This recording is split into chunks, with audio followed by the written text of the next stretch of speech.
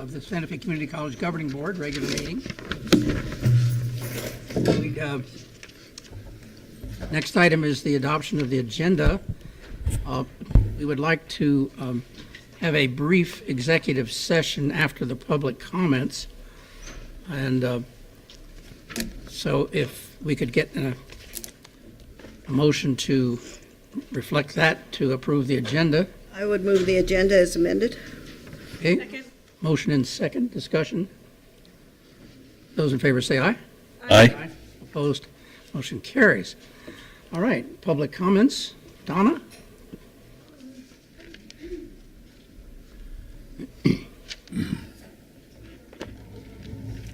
No public comments this evening? Okay, thank you. All right, then we'll entertain a motion to go into executive session to discuss one item, which is the Contract. purposes, is the proposals submitted in response to the request for proposals issued for search firms provided under NMSA 1978-1015-1. Is there a motion? Second. Moved and seconded. In favor? Aye. Aye. Opposed? Okay, we're in executive session. We will be out shortly.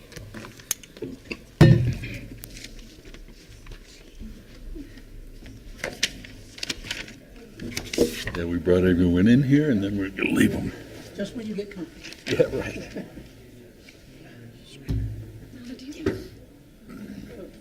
Do you think it's okay to leave my purse up here? Yeah. Okay. Okay. I'm gonna sit here. All right. Okay. Thank you. I just didn't want to walk away and leave it. And, Yeah. No problem.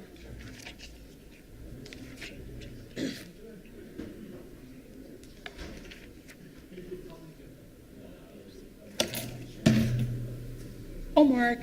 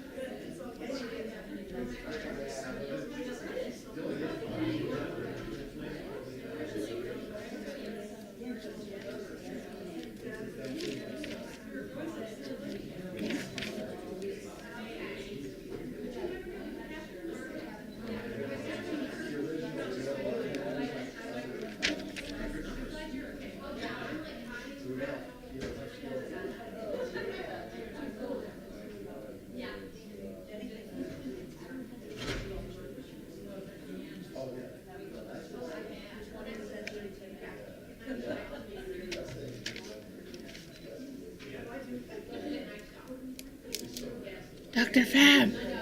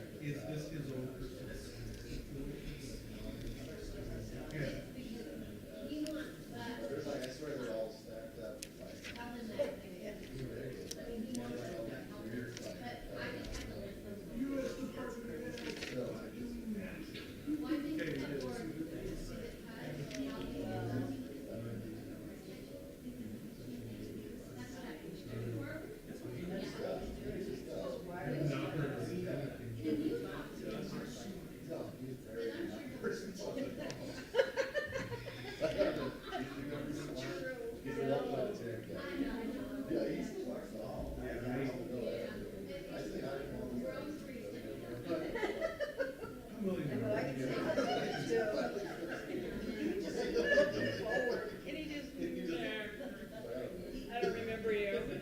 Sorry. Hi, how are you? Ooh.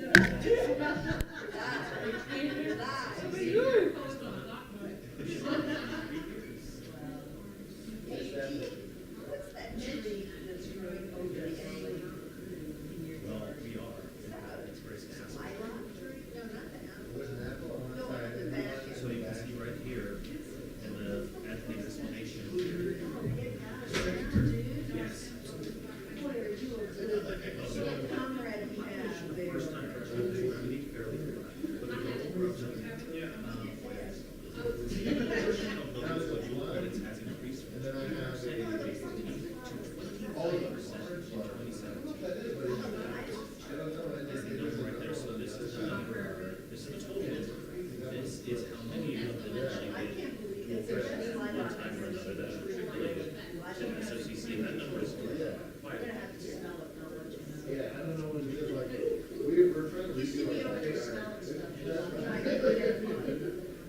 Thank you.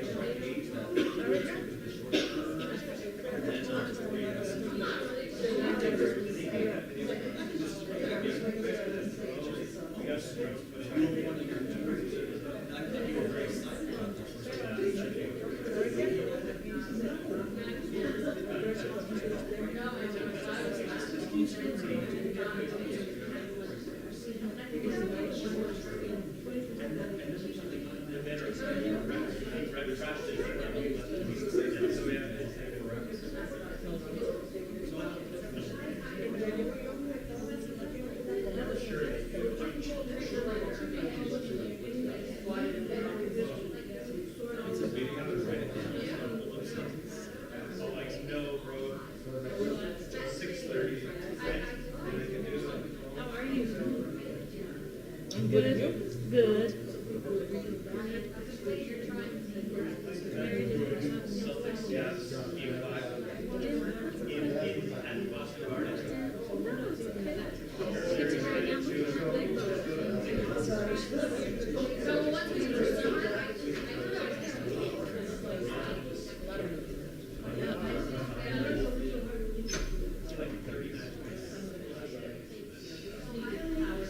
Hey, y'all.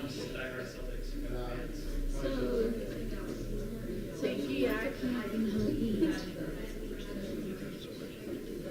I'll wait for you.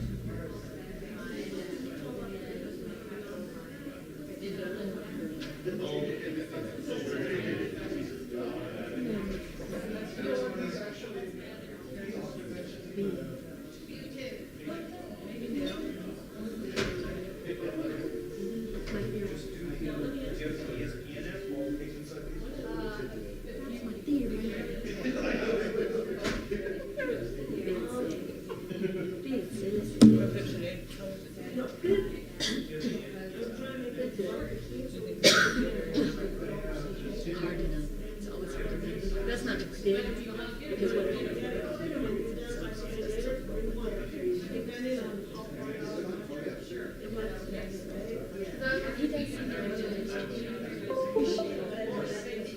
better, thank you.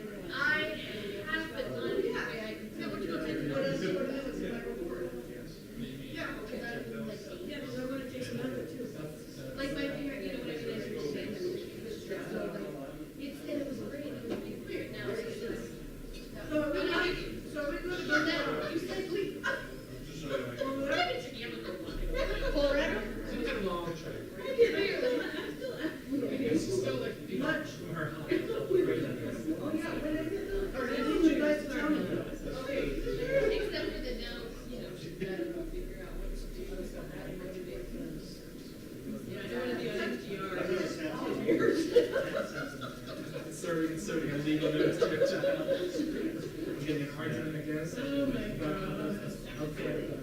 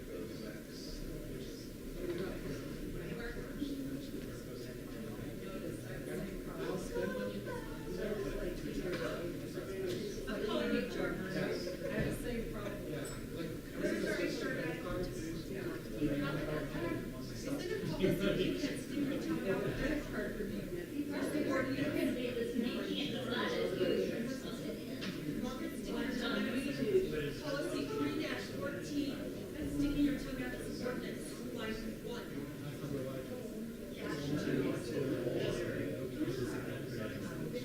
Blue letter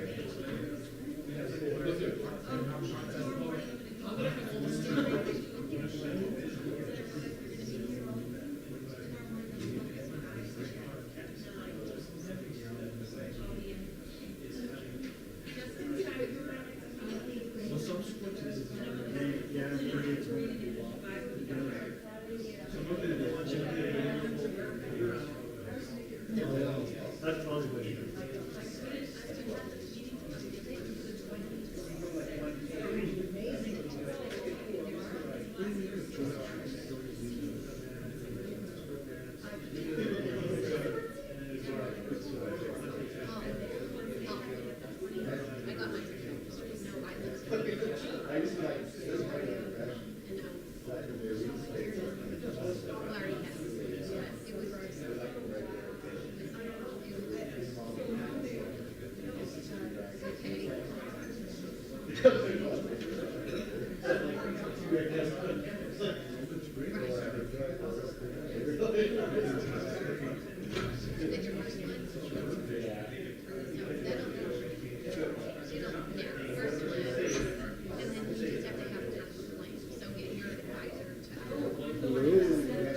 Yeah, to kind of like, so that you have your plan and then, don't leave really, we're just, we're strategizing. Oh, it's been so beautiful. I know. Oh, me too. And it was just And that little read we got was like, oh my God, it's like heaven. We got like, Sunday about a quarter inch. And, yes, it was so weird. And then, yesterday about half an inch, so almost 3/4 of an inch over the last 2 yeah, days. I fertilized, I put fertilizer on the grass. And so Robert, he's like, no, don't fertilize, Cheryl, it's already growing too much. I'm like, too late. I'm like, I gotta do it. I know. I was just like serendipity, because I was like, oh, I like take care of it except for mowing it, and he does all that. And he's like, oh my gosh, it's gonna be like alfalfa hay. at least your grass knows how to be nice. Well, our, I think it's really good. well, and like ours, at first, it's just that they had planted that buffalo grass, and that really, you know, it doesn't need much water, but it doesn't get, well, and, oh my gosh. So then the first 2 years I lived there, I would pull out all the other wild grass, and I just got tired of it, and so for about year 3 and 4, that was like a whole thing now.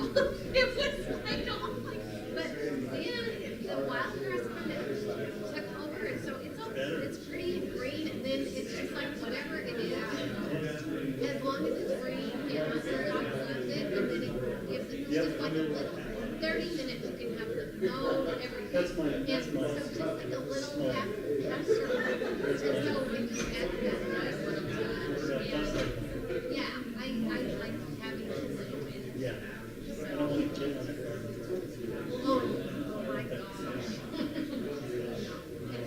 If I can't do it, we even have this little push Yeah, I mean- that in the soil, the electric gas. So that's why Robert has to get out there. If he waits 2 weeks, it's kind of bad. Yeah. My neighbor has to kind of a terrible story. He had Parkinson's, and so he's been kind of on the decline the last 2 years and had this little motorized wheelchair thing. Well, about 3-4 weeks ago, they think he had a brain injury.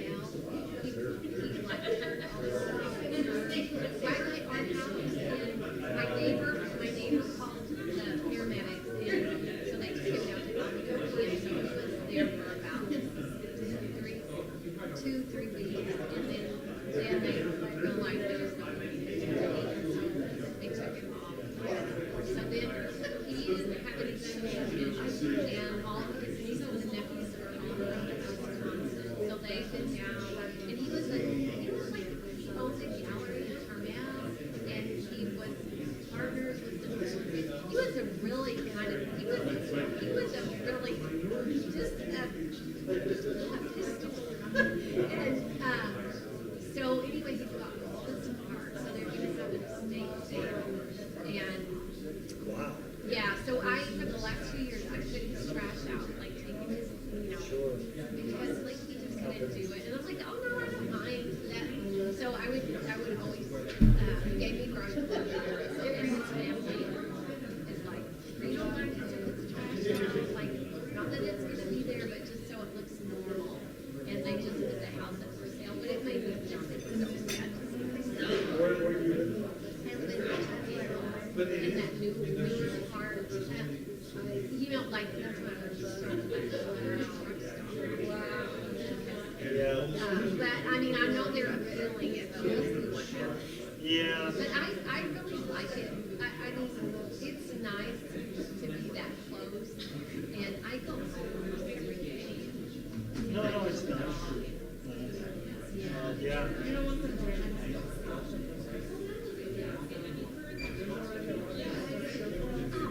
Already what? Oh, we could just hightail it. Don't they?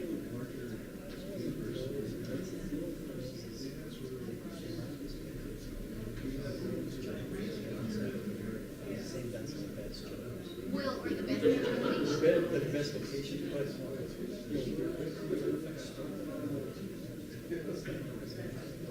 Yeah.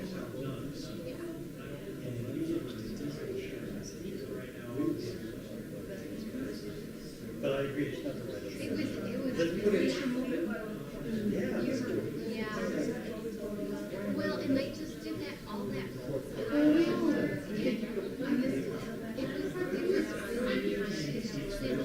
And of course, the neighborhood was like, you know, and I was seeing it, because there's all these things. I was talking to Linda about it, so she did that memorial or that against the war, not having it. So, you know, and like it's about 1.5 miles from there to our house, but still, it's like it wasn't like the right thing for them. It's not the right one place. of the entrances to Santa Fe. No, it's not the right place for it. They gotta do better. Yeah, exactly. And why do you want to be in a place like in a location where people are like, And do you want your first entrance into the city? right? Yeah. Exactly. Yeah. Yeah, that was kind of like, they always been talking about that forever. And the Well, the plan is this College Drive would go. Well, the plan is that the county is eventually going to put what they call a Southeast Connector, and it's going to be just past Oshara. And so there'll be a road from Rabbit Road all the way down to Avenue de Sioux down here. And this road will go connect to that. This College Drive will go connect to that Avenue de Sioux. That's going to happen in the next 3 years. But Rich is supposed to get home past the train. Those guys. Yeah. We're almost there. Yeah. True.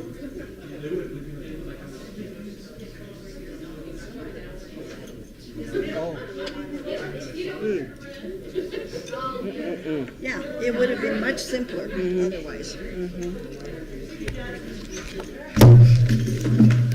Okey dokey. Off we go again. All right. Oh, we got more people. What happened? Thank you for your patience for our short, quote unquote, executive session. Let's move on, if we can, to the President's Report, awards, and presentations. Thank you so much, Mr. Chair. Beginning with the April Pass It Forward Award. Mary, is it pronounced Dubose? With the Adult Education Program, Literary Program Specialist. She was nominated by Marshall Martinez of OIT. Oh, see, I always do that. I'm so sorry. Mary nominated Marshall Martinez from OIT. And they're both here. Yay! How nice you're here.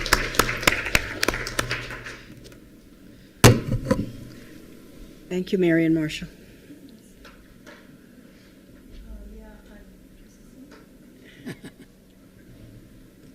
I work in the adult education department with literacy volunteers, and we frequently put on workshops and events for our volunteer tutors and for our students. So on this particular occasion, I was solely responsible for putting on a workshop for our tutors, and I hadn't had much experience dealing with the IT department at the time. And I was a little bit nervous and stressed out about getting all the audiovisual equipment set up for an organization that was coming in to give a presentation to our tutors.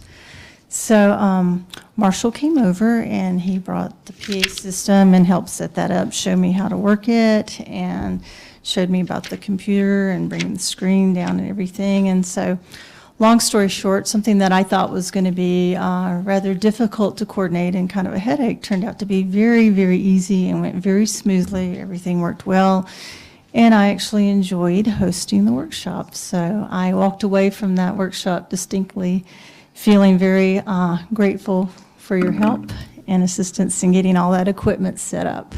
So that's why I nominated you, Marshall. Thank you. Yeah, it was a surprise that I was actually at home that day, and they called me and they're like, "You got nominated," and for the Pass It Forward. I was like, "Wow, what's going on?" The phone's kind of breaking up, and it was all cool. So yeah, it's cool to be acknowledged by your peers. Stuff that doesn't seem that big because we do it on a daily basis, but thank you.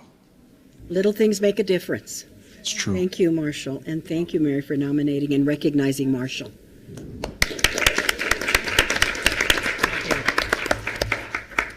And Great to have you both here. yes, thank you. Our WOWgram, Carla Martinez Talavera, a dental faculty member, nominated Ermelinda Miramontes with Pomps. Are either of them here? Here. Do we have any? They didn't respond to my email, but Melinda, I saw her in the hallway and she just said she was not able to come, but to thank the board very much for this honor. She's very grateful. Thank you so much. So moving on, I will review some of the highlights of the Interim President's Report.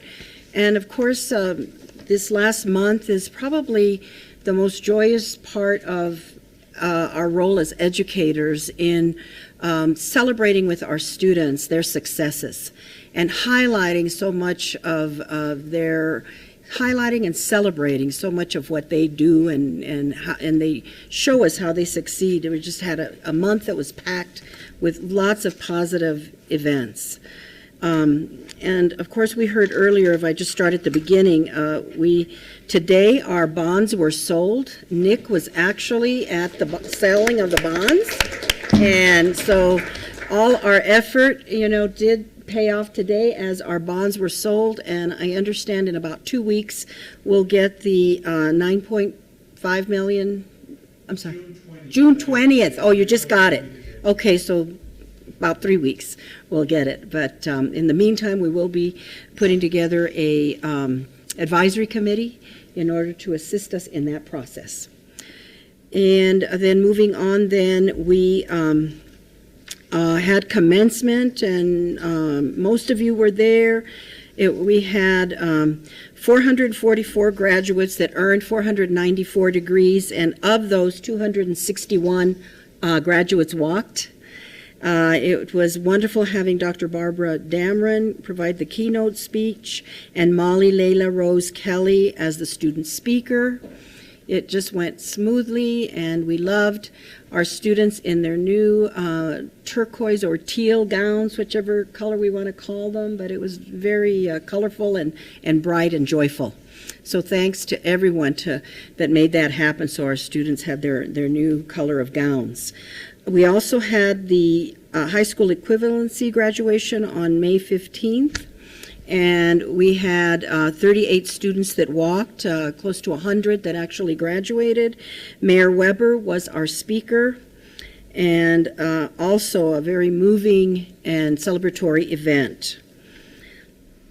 We were happy to celebrate with lead welding instructor Jake Lovato in that the State Skills USA competition. We had one first place student winner, Peter Garbett, and several other students who got medals or were recognized as outstanding competitor. So in the case of the first place winners at the state competition, they go to the nationals in Louisville in June to compete at a national level. I've been to that conference, and it's very exciting. There's a lot of activity, and we wish Peter well, and Jake will accompany him. Moving on, again, celebrating with our students, the Katy Besser Creative Writing Awards. The celebration was held at Collected Works Bookstore, and all the winners are listed there in all the categories. And it was a lovely event, and it's fabulous to highlight our students. The other day when we had a job fair, Gil was out in the main hallway with this Pro-Cut car rotor machining lathe, and it was very exciting. He demonstrated it, and we have been acquiring equipment from past GEO bond funding, and so we are ready for when our building is completed, and he's very proud of that piece, and I was amazed at the expense that, that we are spending in order to get top equipment to train our students. I attended the college chorus concert led by first semester adjunct faculty Fred Graham, who happens to be our conductor and just moved here from Minnesota, by the way, and he did a lovely job with the chorus. And I have asked him if he could prepare the chorus to sing at next year's graduation ceremony, the national anthem. So they're going to start preparing. Margaret Peters and Bernadette and Deborah Bolt attended the student fashion show that was held on May 11th. There were 45 creative and fashionable works that were elegantly modeled and designed by our fashion design students. It was an outstanding event. It was so exciting. The Fashion Club was responsible for that. Also, we had the nursing pinning ceremony. It was so moving, and we celebrated with our 24 new nurses. Unfortunately, one of the students had passed away in the fall, one of the nursing students, and they recognized him and had a seat, an empty seat where he would have sat. His family was there, and the students did a lovely job remembering him. And they even had a videotape of him singing a song that he'd written that they'd had fun called Diverticulitis.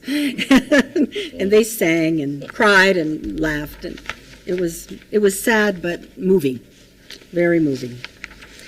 The Consulate of Mexico has once again contributed scholarship dollars for students of Mexican origin and descent.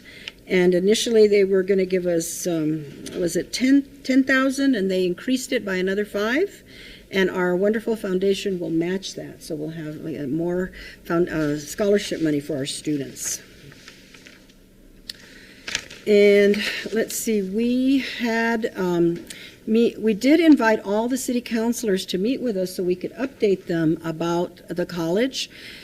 So far, one of the city councilors, Ms. Carol Romero-Worth, came and got a one-on-one overview and a tour. Now, we actually, Linda Siegel and I actually met with Mayor Weber at his offices. He didn't come here yet, but he has come to the college on multiple occasions and knows us well. Our strategic planning retreat that was organized by OPI was held Friday the 18th, just this past Friday. We had a really strong level of participation by staff. We had 4 students there. We had faculty and we had staff. And board member Gamble was present and participated in some of the session, as well as sharing with us the College Promise program.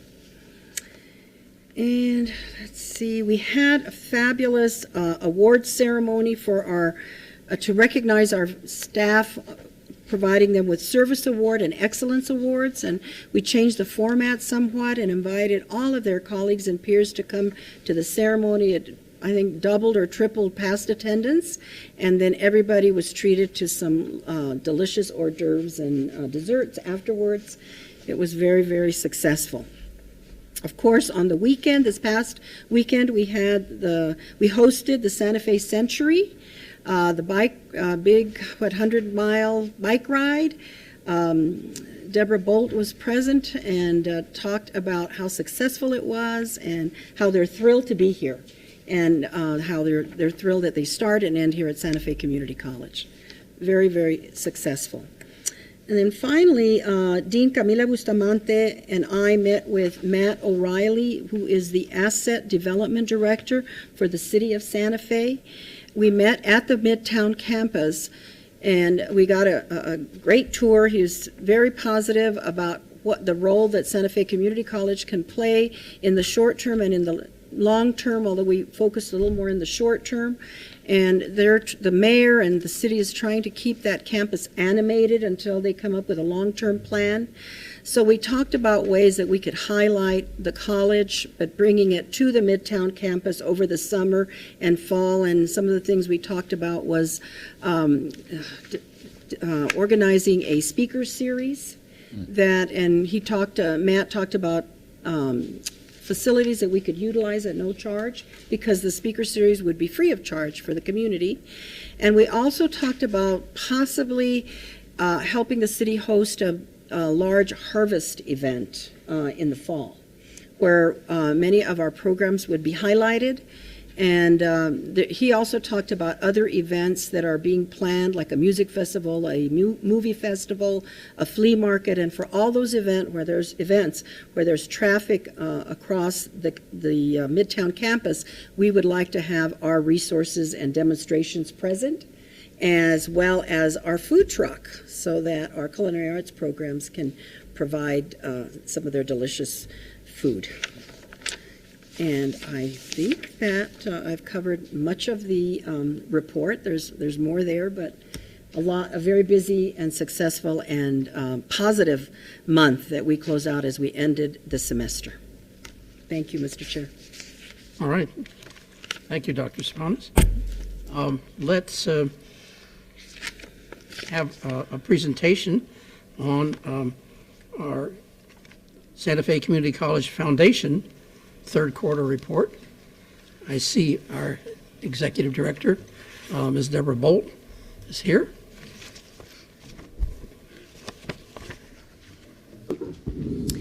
Thank you, Vice Chair Sullivan, governing board members, and Madam President. I'm very happy to report to you that our revenue through the third quarter was $583,000, almost $584,000. And these are all unaudited numbers that I'm presenting to you, which is an increase of $87,882 from the prior year. Investment earnings for that period were $498,000, and a total of $1,082,047, and that's good. We keep raising more money every year. I was told there was a Celtics game tonight, so I should be brief. We raised more money than we did last year, and this is 9 months in, so we still have a little time to go yet. In-kind contributions were at a record high due to an in-kind contribution of $650,000 value for purchasing the licensing and all of the intellectual property for the Firstborn program. And that program we've raised so far this fiscal year, $230,000, including a check that we got this week for $50,000 from the Daniels Fund, which is part of a 3-year grant that we'll have to apply every year, but they've made that commitment to us. And that amount, $650,000, really put us over the top, but we include those and we're audited for those in-kind contributions. It's not the same as cash, but we do definitely track it. And we received during this period the sculpture that's out in front called the Portable Warrior Memorial by Bob Hausus, who's a Warm Springs, Chiricahua Apache artist, son of Alan Hauser. And the value of that is $150,000. And so between our in-kind and our cash, it's about $2 million in revenue. So you've got all the highlights in your report, but just to read out a few, $256,000, almost $257,000, we were able to raise and through our endowment earnings and provide for scholarships and special programs. The special projects are also endowed special projects. So we were also given the goal of increasing our financial aid by $80,000 to meet goal 2.3 in the strategic plan of increasing the amount of financial aid generated by the foundation. So the goal was 80. We raised 104,000 to date. We've received some more checks today. I'll report on that on my next report. But we've increased it to date by 24,000 over what the goal was. So we exceeded our goal on that one. And we're very grateful to Vice Chair Sullivan and Secretary Gamble, for both of whom have created endowed scholarships. Both are memorial scholarships, and we're very grateful for that. We also had 2 organizations that created scholarships 20 years ago. One is the Santa Fe Women's Club and Library Association. The other was Santa Fe Garden Club. Both of those increased their endowments by $5,000 each. The expenses for this period were $721,000. So just so you think I'm not having outrageously expensive parties, that actually includes all the money that we transfer to the college for scholarships, for special projects, and for general operating support. So I highlighted the $291,000, almost $292,000 for scholarship funding, including the Contract for Better Tomorrow matching money, the Tuition Impact Increase Fund, and tribal scholarships. And you can read the rest of it. I don't need to read it out to you. But I do want to point out that we have met every year and continue to meet our fundraising matching commitment. And that's really important because the Contract for Better Tomorrow is just an extraordinary program. All of these are. The President Cervantes has asked for the creation of an internship, a paid internship program, and we think this will be a remarkable tool for recruiting and helping one part of our student population that's lagging behind a little bit, and those are young Hispanic and Native American men. And so we're hoping that this program will help them.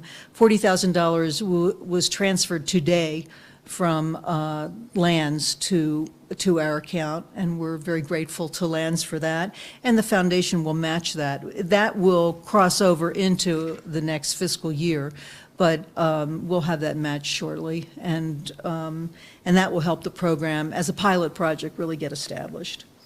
So that's the PILAS internship program. I keep thinking that's Pilaf, but it's not for dinner. And then we have committed every year to providing $30,000 for staff and faculty professional development. Veteran scholarships, we're doing that again with City of Santa Fe for $18,000.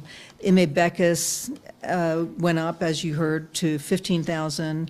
And then the planetarium equipment, which is very exciting, that we're cost sharing with the college for that extraordinary opportunity that the Pajarito Environmental Center bought it for $85,000 3 years ago and sold it to us for $25,000. And it's extraordinary, and it will sit side by side in terms of a great draw for the college along with Science on a Sphere, and as an extraordinary teaching tool.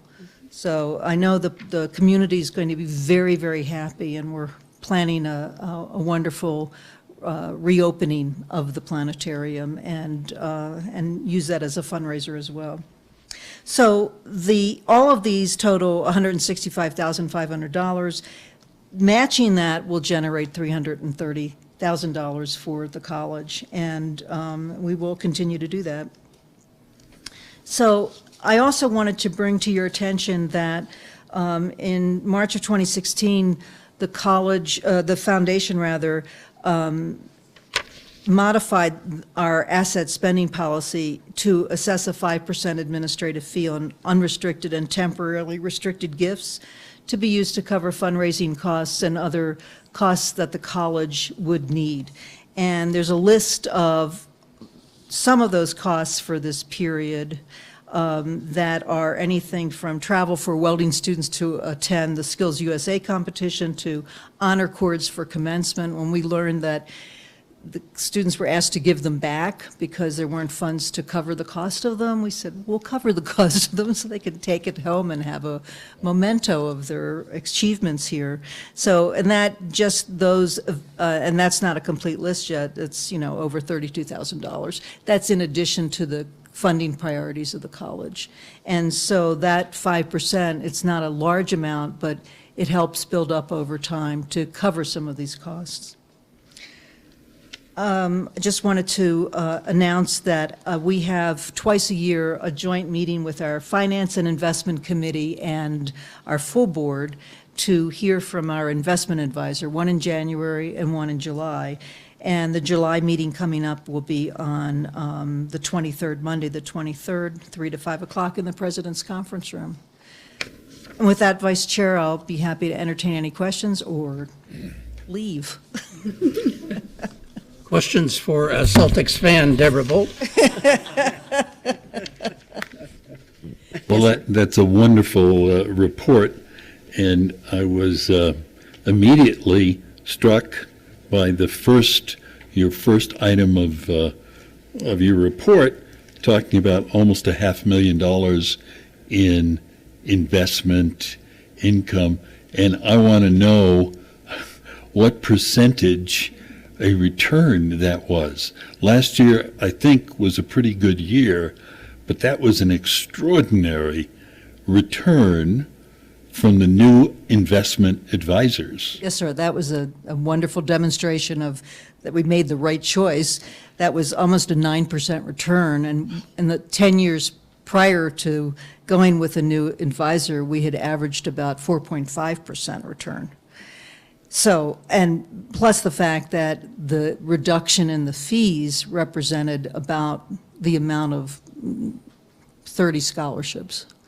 So we really did. Well done. Thank you. I wish I could say I was responsible for that. But if you want to hear about how he did it, please come on the 23rd of July. Yeah. I will. Other questions? Kathy? Mr. Chair, I just wanted to say a quick thank you to Deborah and the Santa Fe Community College Foundation for all the hard work they do on behalf of the college and how important that is to our students. Thank you so much. I'm sure we echo, all of us on the board echo that. Thank you for your presentation. Thank you very much. Okay, let's have an enrollment report from Ms. Peters.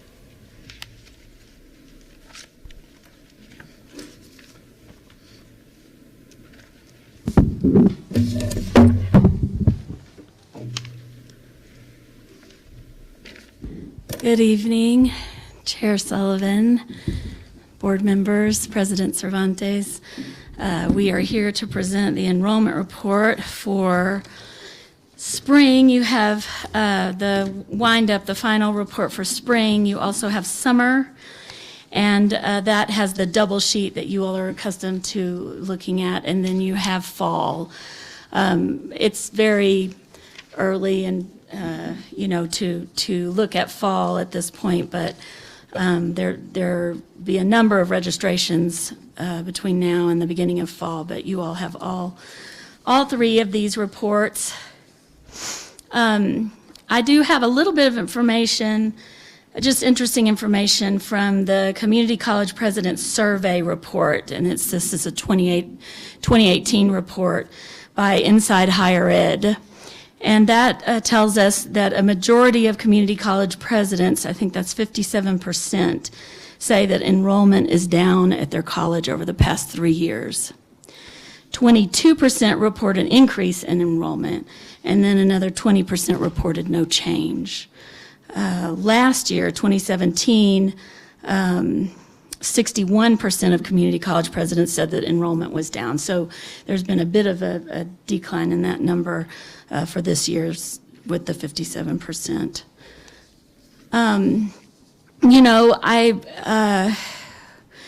We've all had a lot of conversation and continue to have conversation about what we think is going on and what are the strategies and ideas that we have to do something about it. I would like to just say that, and I think Todd and Marcos are going to talk about this in some more detail, but we are recruiting more first-time freshman students at this institution than we have in the past.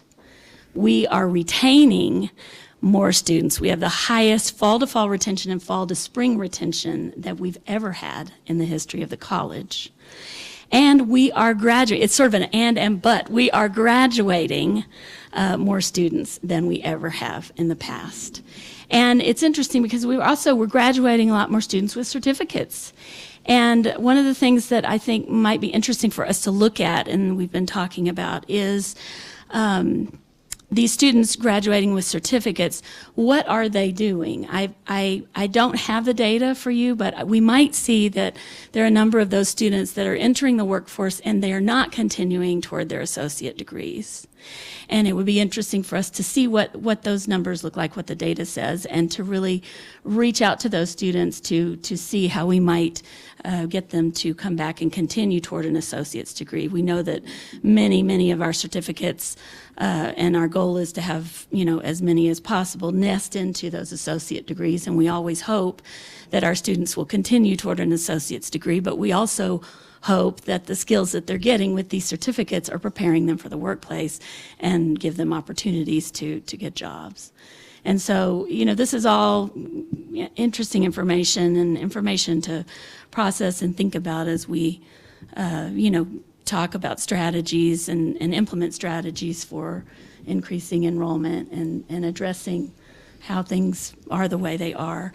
Another handout that I have given you all, Board Member Keith had requested a historical comparison, and hopefully this is what you were looking for, Board Member Keith, and if not, please feel free to let me know and we'll try to get different information or additional information. But this gives you a many-year look at head count, fall to fall head count, spring to spring head count, summer to summer, and then also the New Mexico unemployment rate.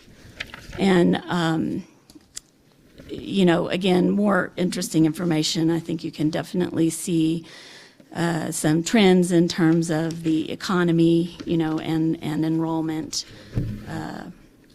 and unemployment here.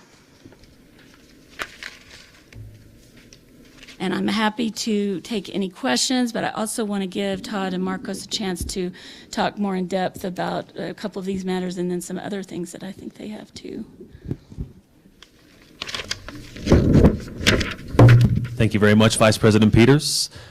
Mr. Vice Chair, members of the board, Madam President, one of the things that I just wanted to point out, and we have a couple of things that we'd actually like to share with you, and one thing that we're really excited about is we had Opie run a report for us regarding just specifically fall to fall first-time college freshmen that are matriculating into Santa Fe Community College. And one thing that we were very excited about was that our number of dual credit students that matriculate into SFCC has increased. And we're looking at numbers from 2014 to 2015 fall, all the way to now fall 2017, 2018. And those numbers of dual credit students who at least took one dual credit class while at SFCC, actually that matriculation has gone from 21% in 2014 to 29% in 2017, 2018. So the numbers of students have gone up 8%. So we're really excited about that, about hearing that news.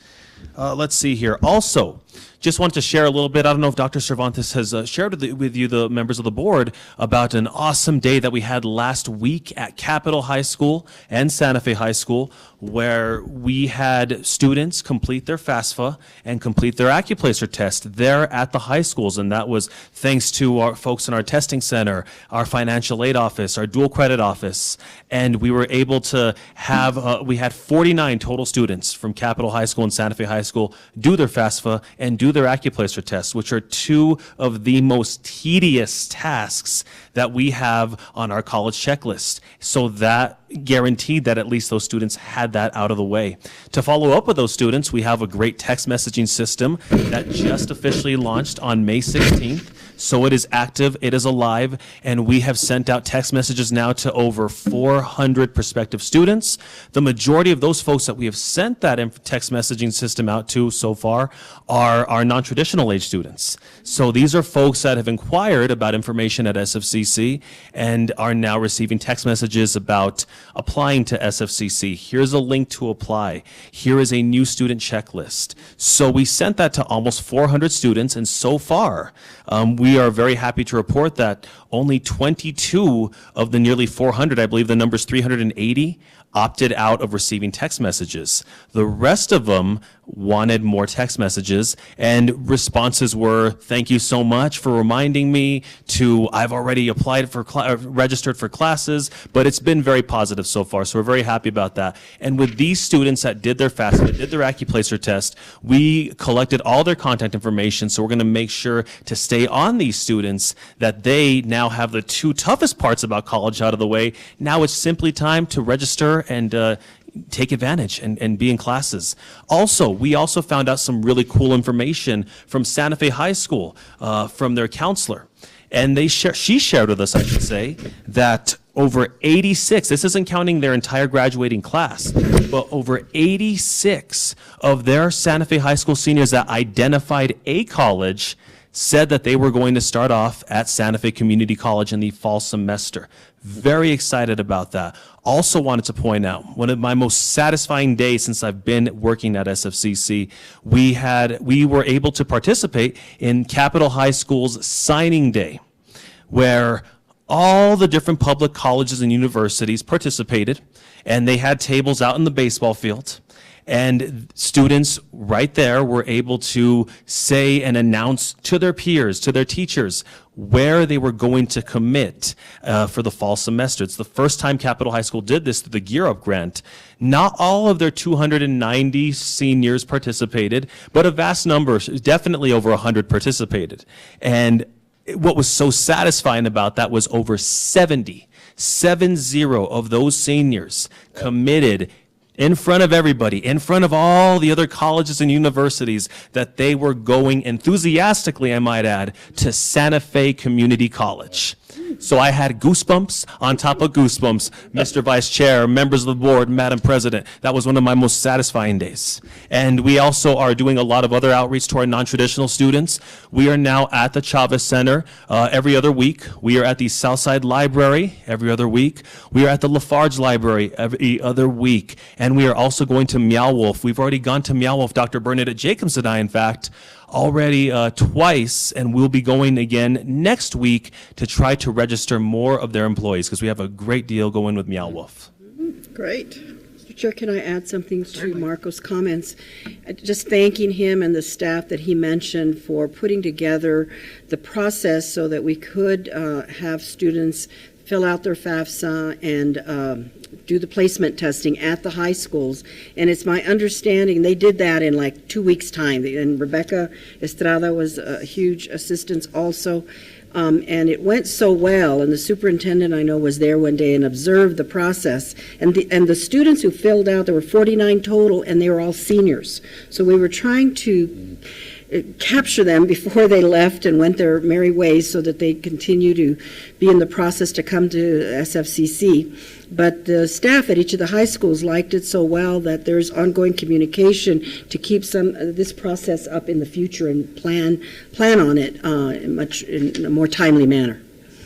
Thank you very much, Madam President. In fact, so we only had this opportunity now because school's almost over. Right. But because of the success of what we did, we're able to accomplish in just 2 short weeks. We want to do this starting in February of next year and at least have staff there at Santa Fe High, at Capitol High, at least once in February to do their AccuPlacer FAFSA, once in March, once in April, once in May. Yay.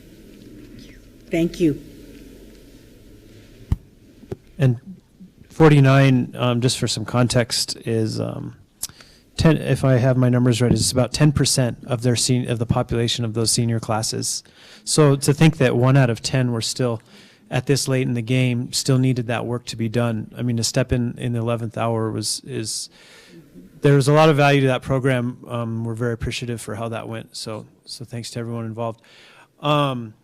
Vice Chair, Madam President, members of the board. I'll just add a few things. Our graduation was very successful. The turquoise was brilliant, and we've you might have seen a couple spreads in the paper with some photos, and so we're pleased about that. And also, I have a video I want to play that we put together, a little graduation compilation. But first, maybe we could see if there were some questions that you all had for us. Mr. Chair, I just wanted to say a quick thank you for providing these numbers. I think that's important for us as we have the discussion about where we are in terms of enrollment, looking at that historical context. So, thank you. Mr. Vice Chair. So one of the things that I would note on this historical record that we sometimes overlook, if you notice that the time when our unemployment rate was highest was also the time when we had the highest enrollment. And that's a very typical kind of data point. When people don't have jobs, they come to school. And as soon as they get jobs, they slide off. So. Yeah, thank you for that comment and observation. The Enrollment Management Task Force that was put together as kind of an outcome of conversations we've had here, and then moving on to the other members of the college, we've had an opportunity to really have holistic conversations about these numbers in really in-depth ways that is kind of helping us to kind of break things down. And it's valuable because it helps departments like mine, or particularly in recruitment areas, try to find areas where we can where we can measure our successes instead of always kind of measuring what we're doing by a larger, a more nebulous figure that may or may not be highly influenced by things like employment rates.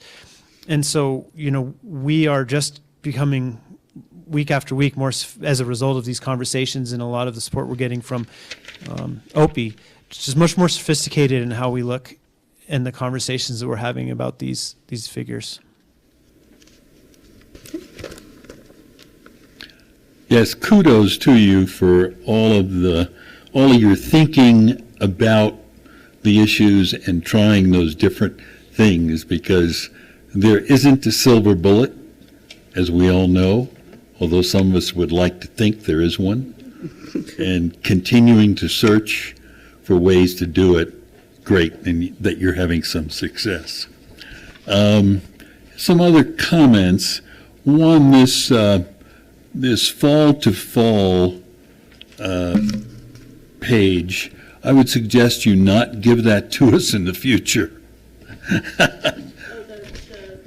The fall to fall. The fall enrollment the fall enrollment page, particularly the part that shows us the more than 50%. And I realize that it's just, the timing is just way off. It's true. And when I first looked at it, it scared me a little bit until I realized what it was. Why it would, yes. And I have, Just scared you, board member. yeah, right. It's okay, I can be scared once in a while.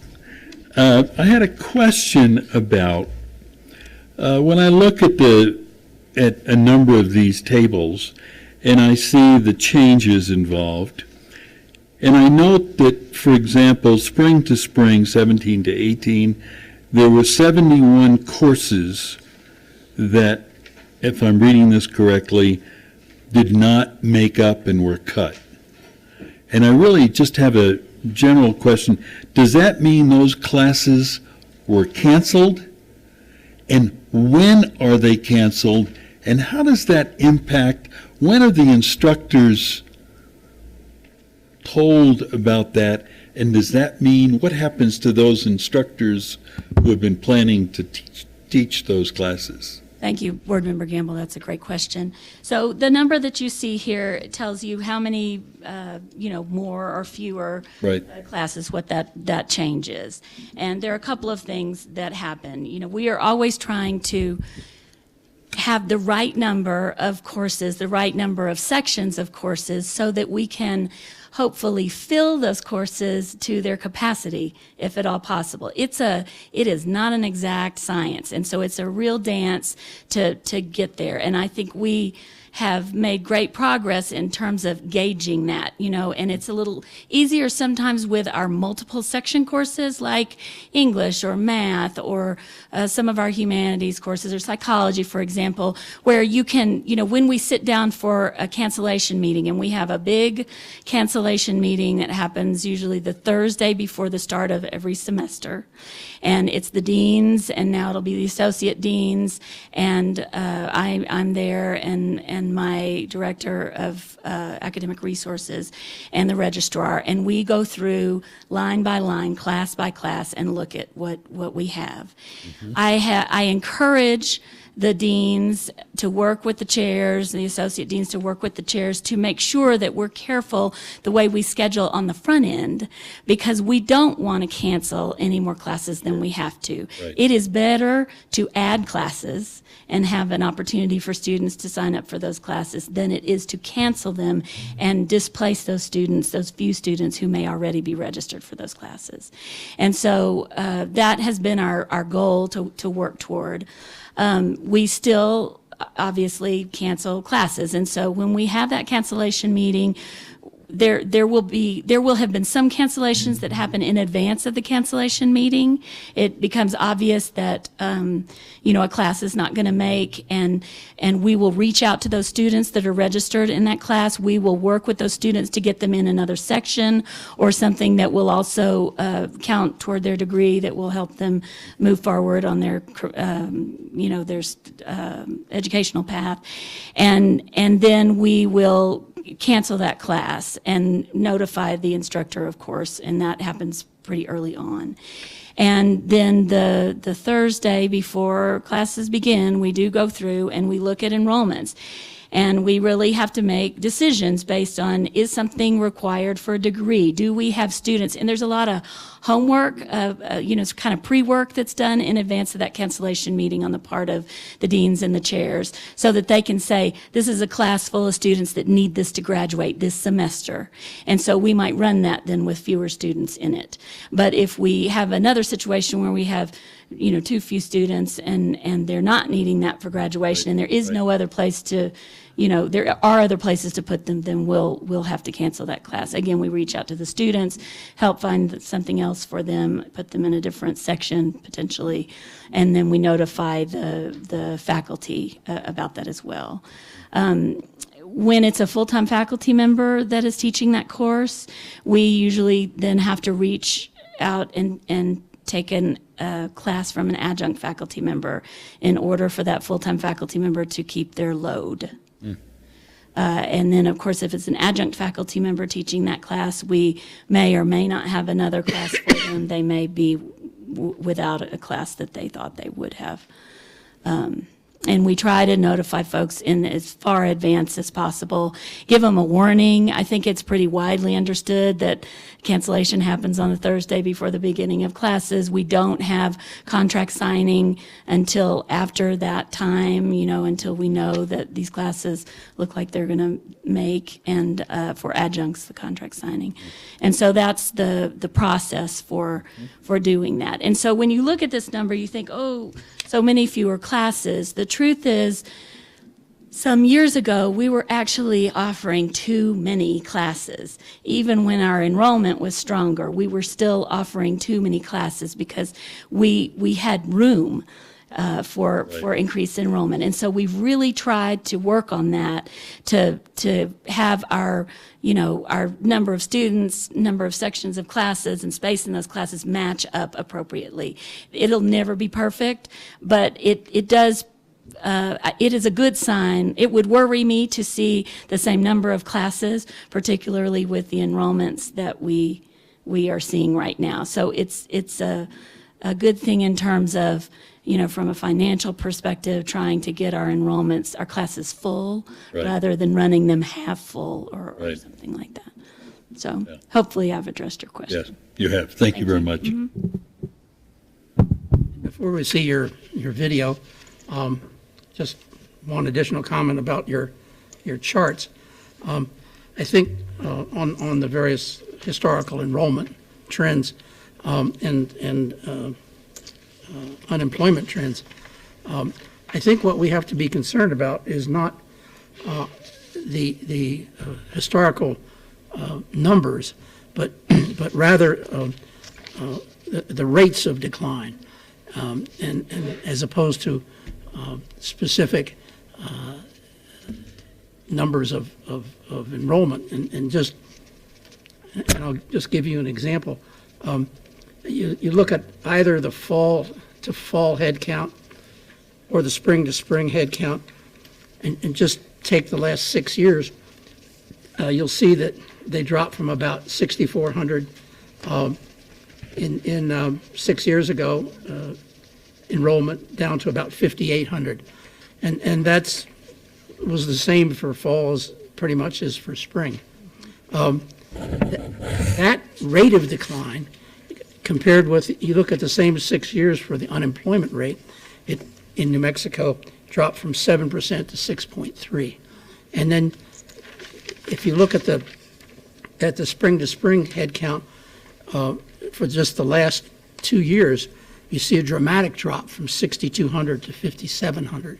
So what I think most mathematicians and statisticians are always concerned about is not the absolute value of the decline, but the rate of decline, because the rate of decline is what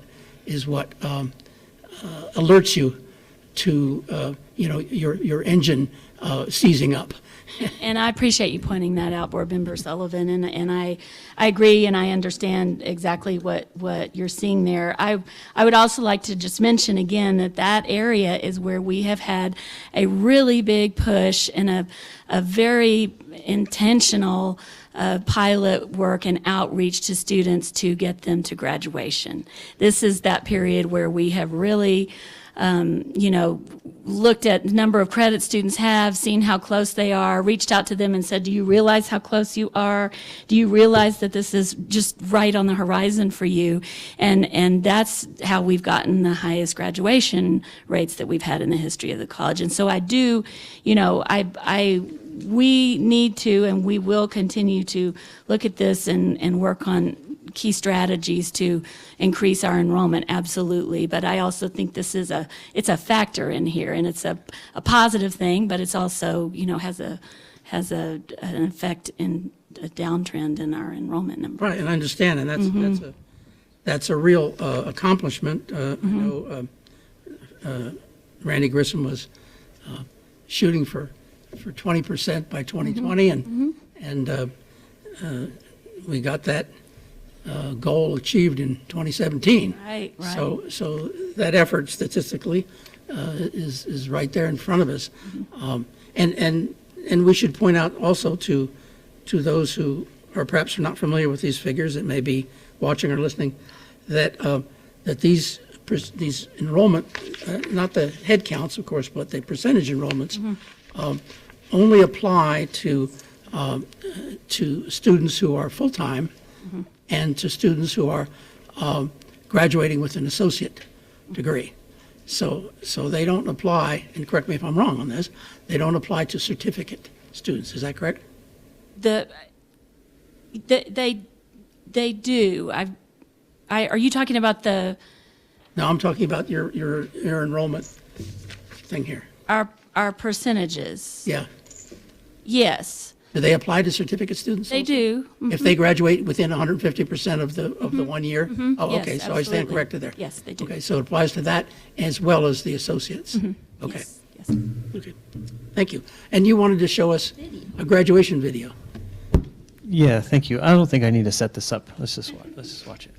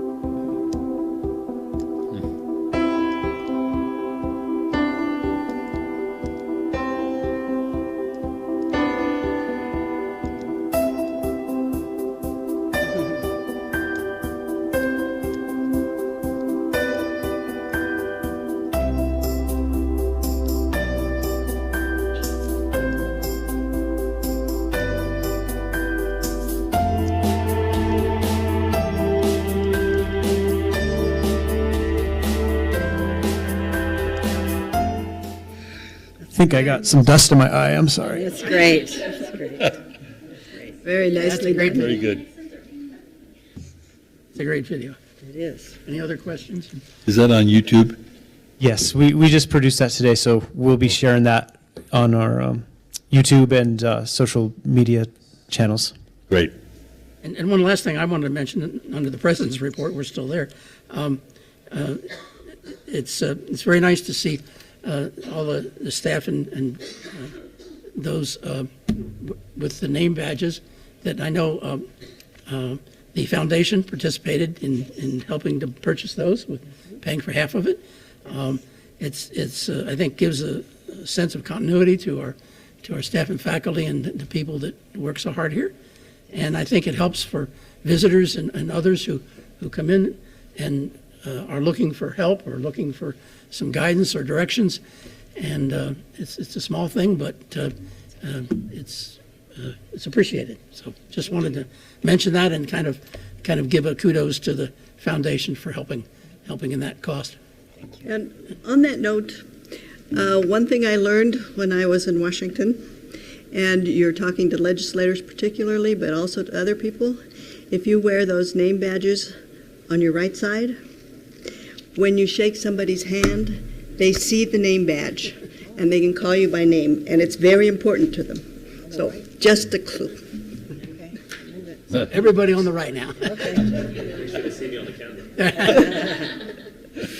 Okay, thank you, everyone.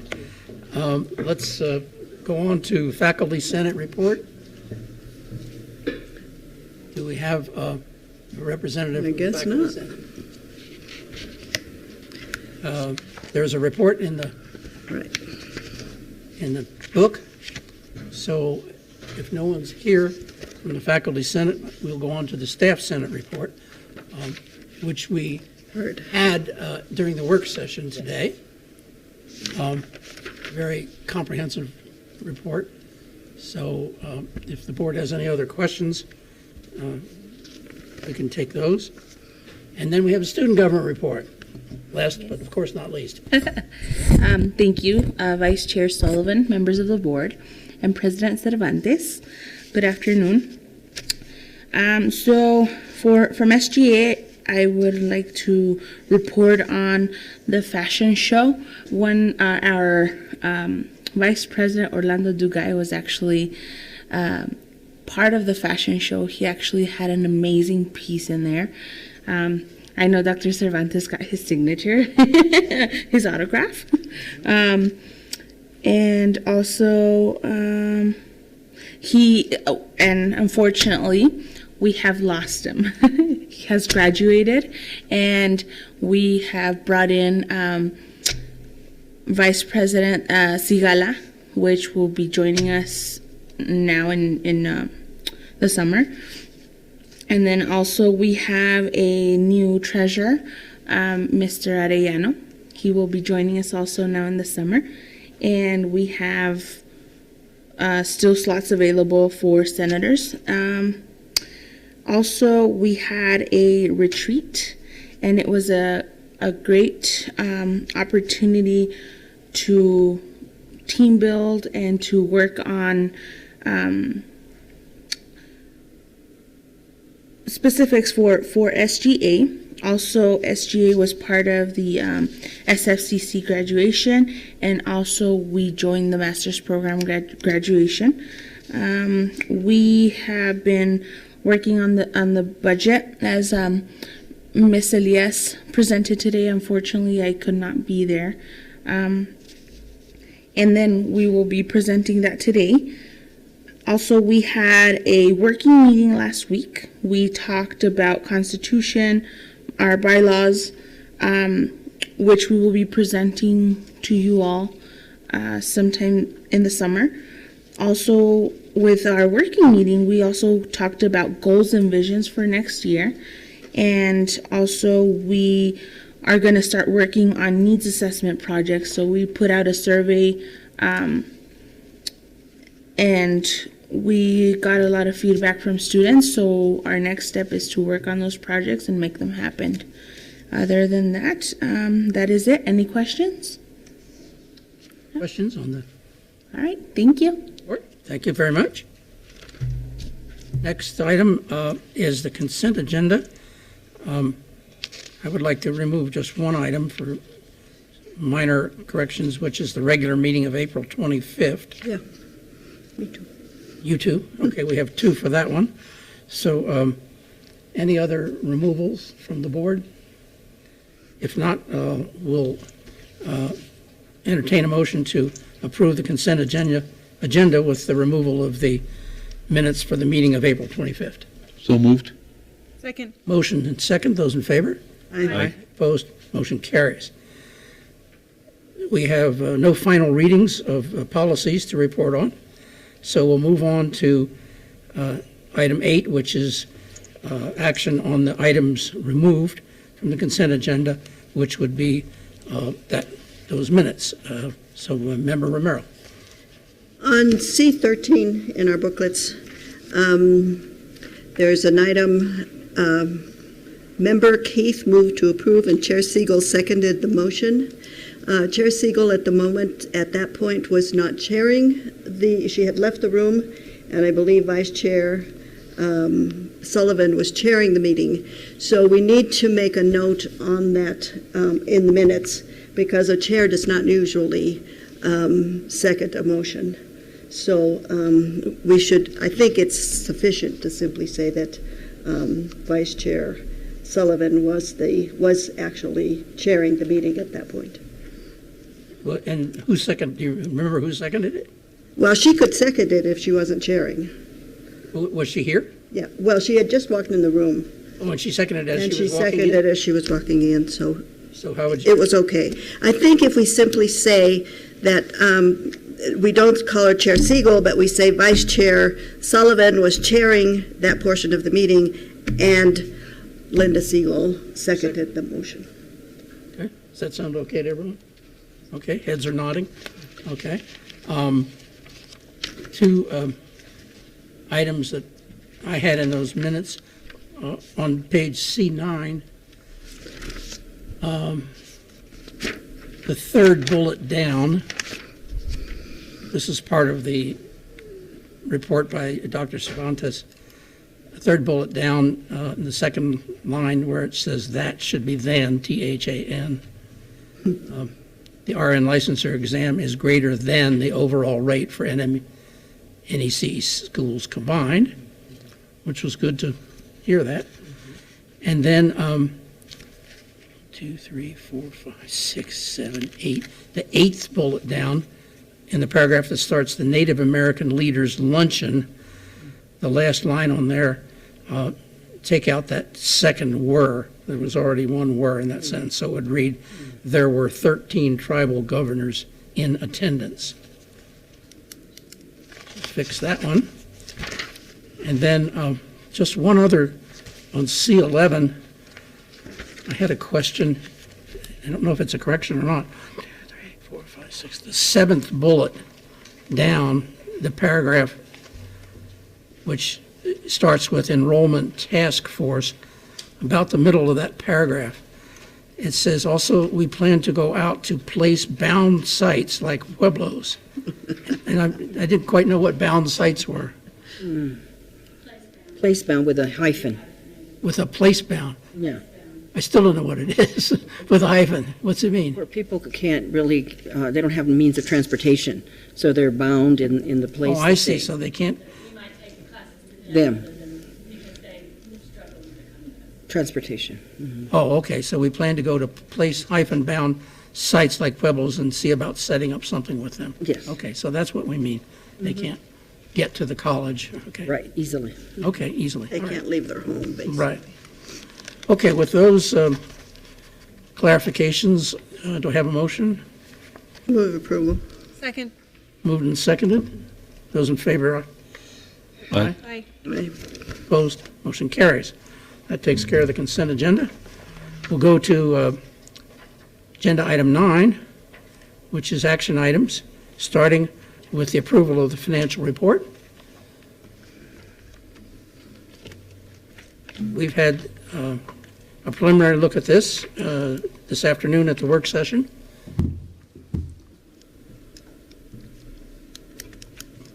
Mr. Tass. That is correct, Mr. Chairman, board members, President Cervantes. We've met with the Financial Oversight Committee on Monday and did speak with the board finance group yesterday. And so just to provide a quick little background on the financials at the end of April. At the end of April, we are still seeing some positive outcomes with our financials.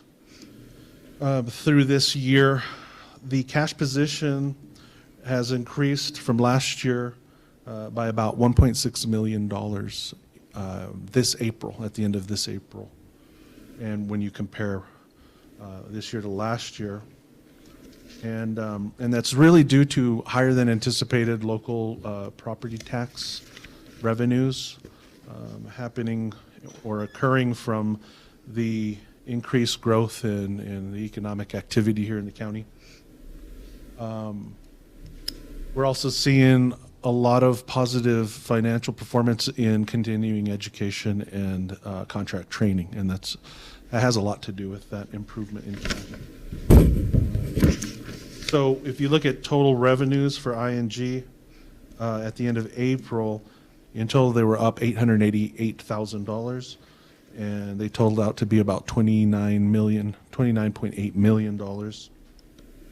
On the expense side for ING, they were down about $1 million compared to the prior year, primarily related to the decrease in the expense budget at the beginning of this fiscal year. 83% of ING expenses actually have occurred, and we are at the end of April 83% completed relative to our fiscal year. And if you take a look at public service had a net income of almost $66,000. And for that area of the financials, that's really good news. And the one area that we always keep track of is Kids Campus. And at the end of April, revenues and expenses were just about even.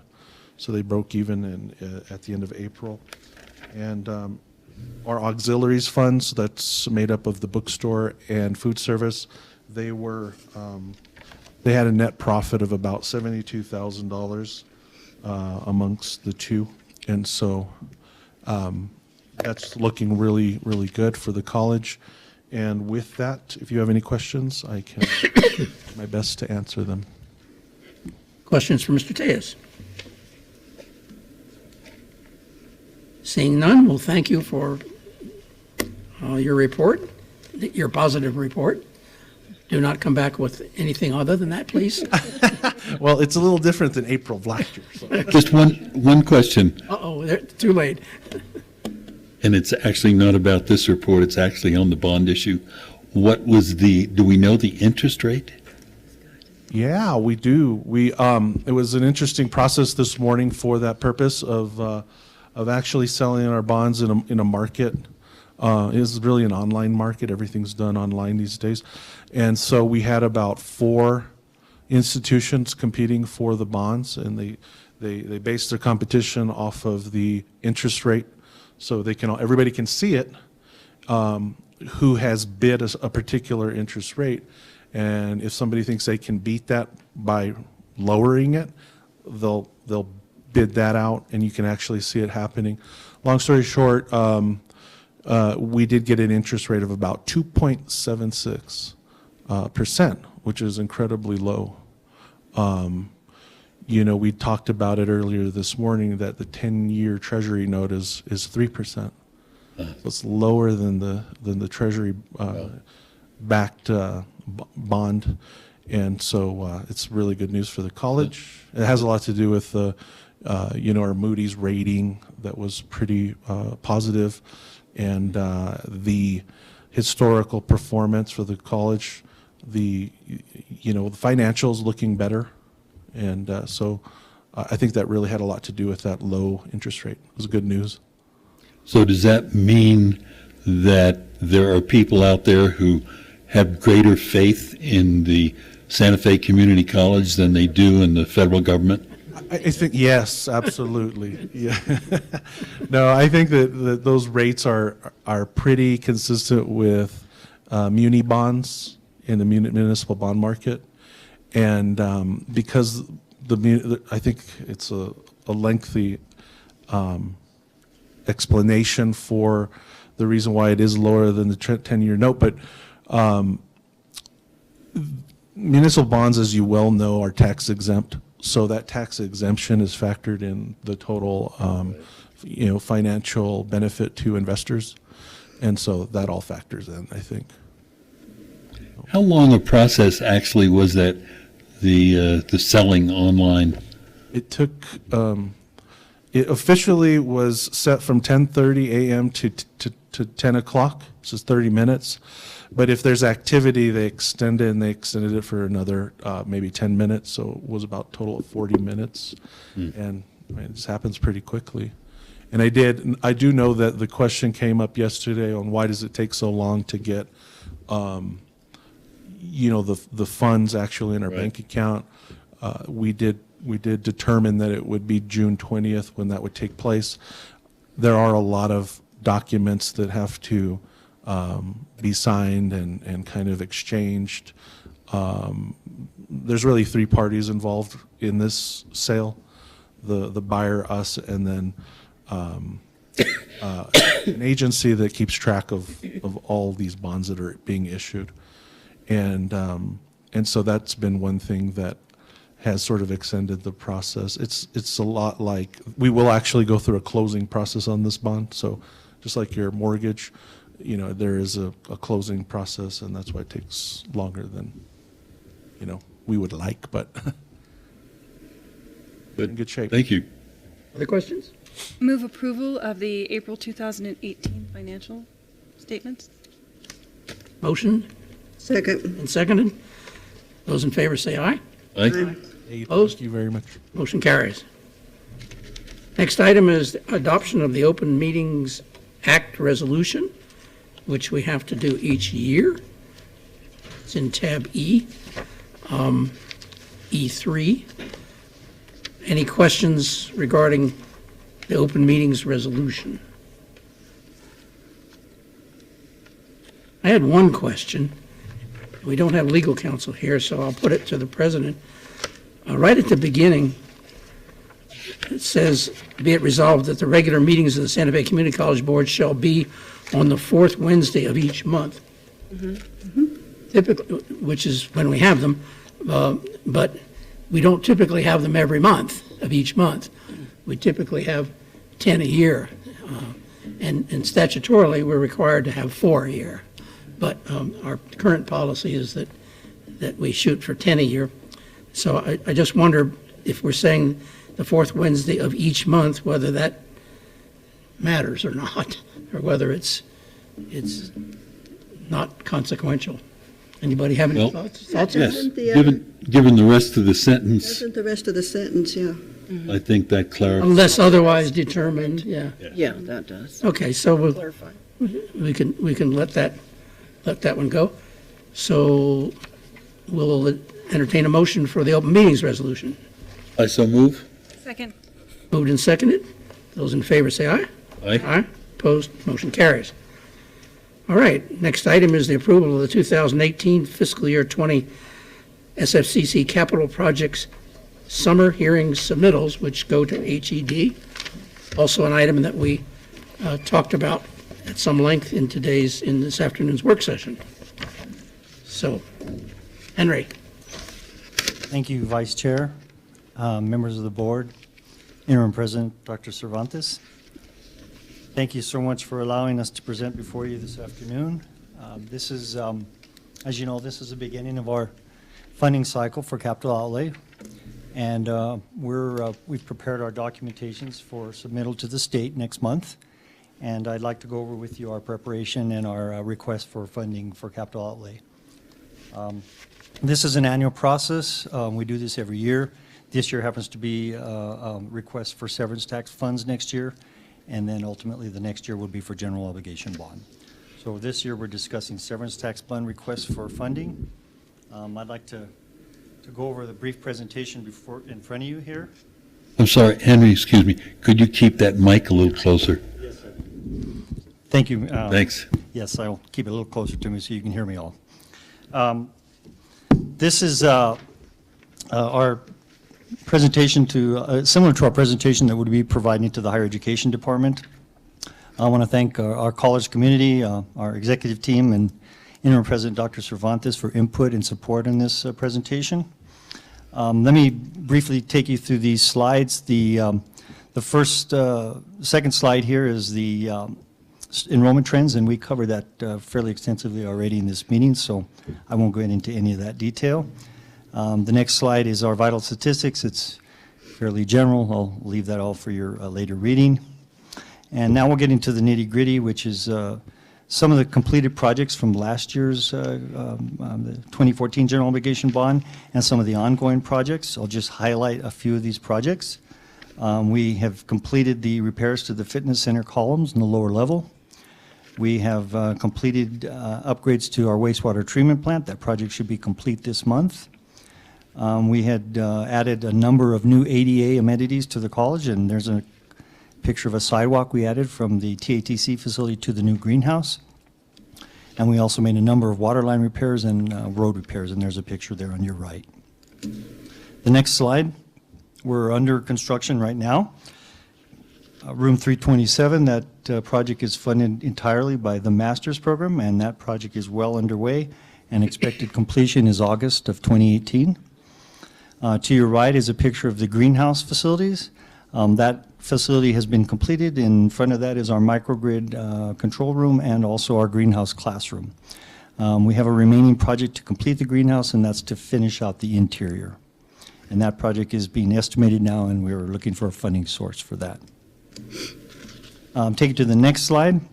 That's to the left, there's a picture of our plant operations management staff. And by the way, those folks are the folks that are responsible for completing these projects along with other faculty and staff here at the college. But these are the folks that put these projects together and help us complete all of our projects in succession. So hats off to these staff members. We're really appreciative for their efforts.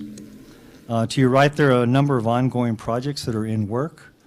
I won't go through those. I'll highlight a couple of them. This request that we're going to get to here in a moment is our state capital outlay request for this year, and it's going to be $4 million is the total project cost. It's a priority 1 project. We're also working on that room 327 I mentioned earlier. We have another ongoing project called Microgrid, and we're working on that project as well. We're also involved in our investment grade audit with Siemens. That's underway. We're just discussing the passage of our local general obligation bond, and the first project that we're going to address there is our TATC Phase 2 Auto Technologies Facility, and we'll start reviewing some of the programming and planning for that project. And we're also involved in a roofing project currently, and it's a $400,000 project that we're going to start spending our 2016 general obligation bond. So those are just a list of the projects that we're currently underway right now. The next slide is our our institution 5-year plan. We submit this to the state every year. It identifies our funding for the past 5 years and the proposed funding that we're asking for this year. And as you can see on the top, there is a request for $4 million, and the second priority is a request for $5 million. Those are our priority 1 and 2 projects. So if you skip to the original construction and infrastructure page, that's just pictures of our existing infrastructure. You can see how a lot of that infrastructure is in need of repair and a lot of it in need of replacement. And so these are some of the projects we'll be showing the state that we are asking funding for completion and upgrades to these areas of the college. Next slide. These are our actual requests. This is a copy of our priority 1 request. We're asking for $4 million. The college will, the state will fund $3 million. The college will match with $1 million from our local general obligation bond. Next slide, please. And that shows our projects. The roofing project is $1 million. The Santa Fe Community College parking lot improvements is $1 million. The campus infrastructure improvements is another $1 million, and the aging utility and energy upgrades is $1 million. That's a total of $5 million. And below that, you'll see our start and stop dates for each of those projects, completion times for those projects. And the next slide is the detail narrative for those projects. And then the next slide is the language that is will go on the legislative appropriation for those projects. And that's our priority 1. That concludes our priority 1 projects. The next chart shows a graph, a map of our campus and all our plant operations facilities and all of our operations areas on the college. That's a map. The next slide is a slide of our parking lot plan that shows our existing parking lots, the color coding blue, green, and orange. Blue being our highest priority for parking lot improvements. The green would be the next priority for parking lot improvements, and the orange would be the final improvements. And we've asked for funding to start renovating and upgrading our parking lots. That's our plan. And the next slide is a master plan of our roofs. And on top left, we show the roofs that are in progress currently now with funding from our past 2014 GOB and our current 2016 GOB. We're going to, that roofing project up on your left is in progress.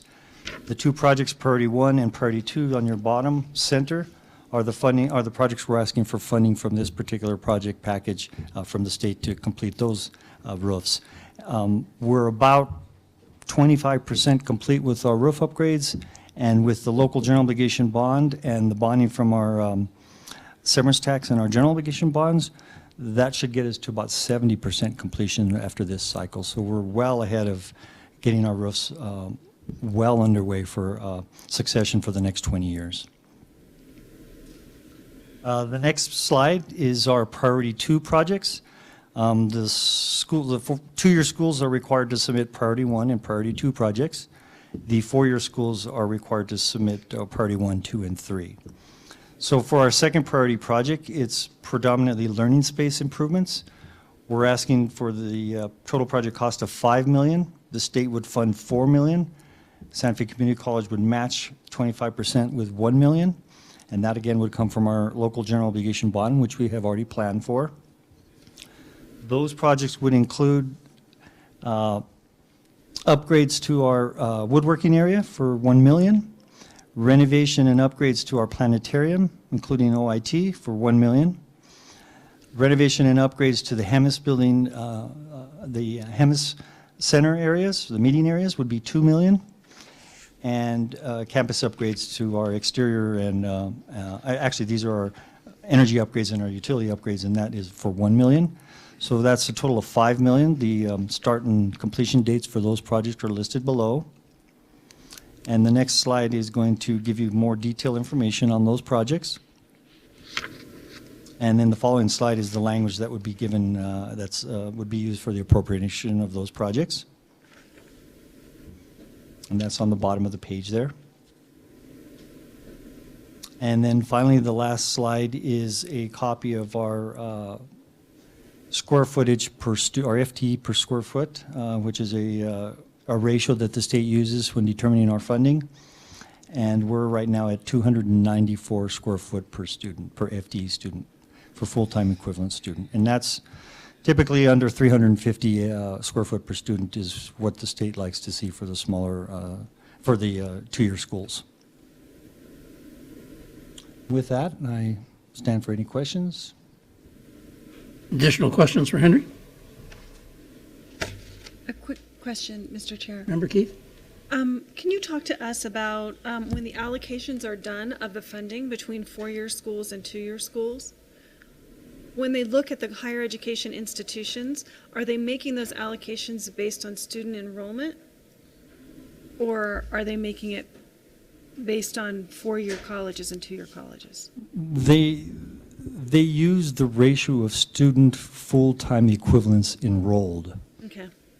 So they do use the enrollment statistics to determine their ratios, yes. Mm-hmm. So we're the fifth largest institution in the state, even though we're not a four-year institution. So therefore, in that ranking, we would be in the top 5 in terms of Correct, but then they would look at it at square footage per student. So our number of students and our number of square footage, that ratio would give them an idea of where we fit. Okay, thank you. Mm-hmm. Other questions? If not, I entertain a motion. So moved. Move to approve. Second. Motion and a second for approval of that capital projects summer hearing submittal. Those in favor say aye. Aye. Aye. Opposed? Motion carries. Thank you, sir. Thank you so much. Next agenda item is approval of the SGA budget, which we also got a detailed review of in the work session. And that is on E33, as I recall.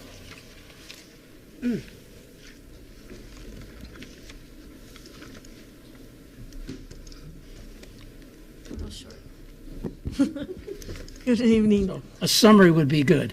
Yes. Mr. Chair Sullivan, board members, Dr.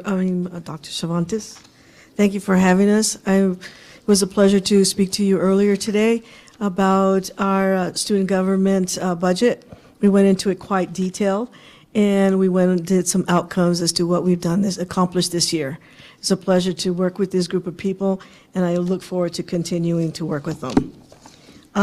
Just to briefly say is I worked with Budget Director Amy Tilley, and she gave us a budget of $118,659. And we broke it down at the bottom. For every $50, it's 67% to student government, 33% to student activities. So above proposed budget, we have 5 sections: executive budget of $31,750, office supplies with food and supplies of $84.56, seed money, which goes to the clubs, of $400 each, approximating $9,200. Any hosting or sponsoring that we do with different organizations would come out to $29,700 for a total budget of $79,106. with part of the student voice, we asked for students to go to the gym for free, to the fitness center, and a pilot has come out of that. So Dr. Cervantes has asked student government to pitch in $3,000. So we have going to take that out from our reserves. And so that's going to ask us for a proposed budget of $121,659 for fiscal year 19. Thank you. Any questions? And just a clarification for those who may not know that this particular budget comes completely from the student fees, which are charged as a part of the students' fees that are attached onto their tuition costs. Exactly, that's correct. And this did pass Student Government Association by 98%. Other questions on the Student Government Association budget for the upcoming year, 2019? Hearing none, a motion? So moved. Second. Moved and seconded. Those in favor say aye. Aye. Aye. Opposed? Motion carries. Thank you very much. Thank you. Next item under the action items is the approval of the search firm contract.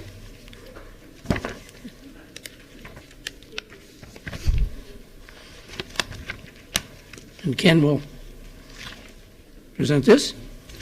Yes, Mr. Vice Chair, President Cervantes, members of the board. Closer to the mic, please.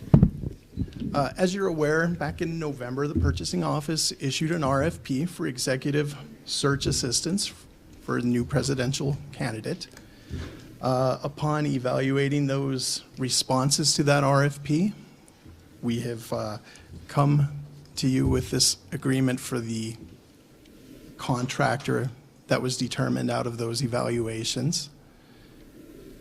And we've had several discussions about this, and I thank you all for your time and your diligence in helping me along with this decision. So we're here tonight for agreement to enter into a contract with this vendor, which we can't disclose since the RFP is still ongoing, so it's still in a confidential state.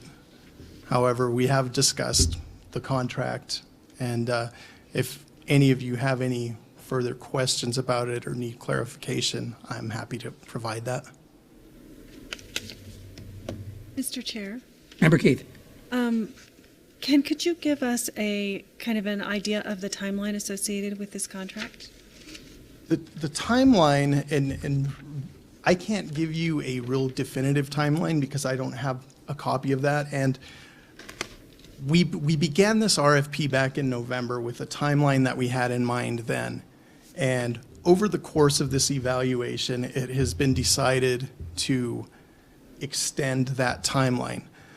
I believe Chair Member Romero has got a definitive timeline that we're looking at. However, we're looking at beginning the search process as soon as possible with an eye to identifying a presidential candidate by sometime in March. I'm sorry. March of 2019 is when we're looking at identifying a potential candidate. Thank you. Other questions? I'm a little unclear, Ken, that you've been through the negotiation process with this firm, correct? Yes, sir. So they're in agreement with this contract. So isn't this the final contract step? And what I'm getting at is it seems that the firm should be disclosed if we're now in a final contract stage. Well, at this point, because neither of the parties have executed the contract, it's still open. You know, there really is, I don't see it happening, but there is chance that the firm could say, you know, we've reconsidered and we can't enter into this contract. So at this point, the RFP is still ongoing. Hmm. Interesting. Yeah, okay. And the only other comment I had is that I was disappointed that we didn't get any responses from New Mexico firms. This is a specialty type of contract, of course, and there's not that many firms that are experienced in providing the service. But and I know that we did not get any responses from New Mexico firms. It's disappointing, but we want to continue to keep the focus on trying to provide these opportunities to New Mexico firms whenever we can. And in this case, it appears we were not able to do that. But other than that, let us know when they sign the contract, and then I guess it can be made public information. Is that correct? Yes, that is correct. And my hope is with your approval here tonight, we can get the contract executed by the end of this week. Okay, is there, another question? No, I move to approve the contract. Excuse me, motion Second. and a second. Other questions? Those in favor say aye. Aye. Those opposed? Motion carries. Okay, so that approves the search firm contract, which someday we'll find out who it is. Yes, you will. Thank you very much. I'm kidding. The board knows who it is. Okay. The last item on the action agenda is the approval of the HED third quarter financial report.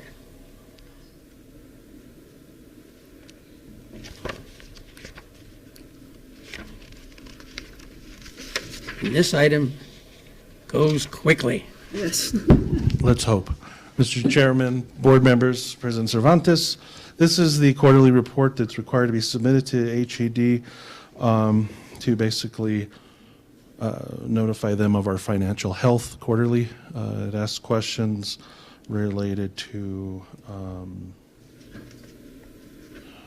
whether or not we ask for an advance of a state subsidy, which would be pretty extreme, failed to make require payments as scheduled to appropriate retirement system and to make payroll, things of that nature.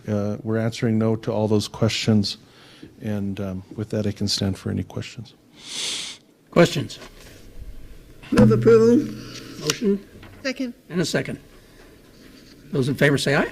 Aye. Aye. Those opposed, motion carries. Thank you very Thank much. you. New record. All right.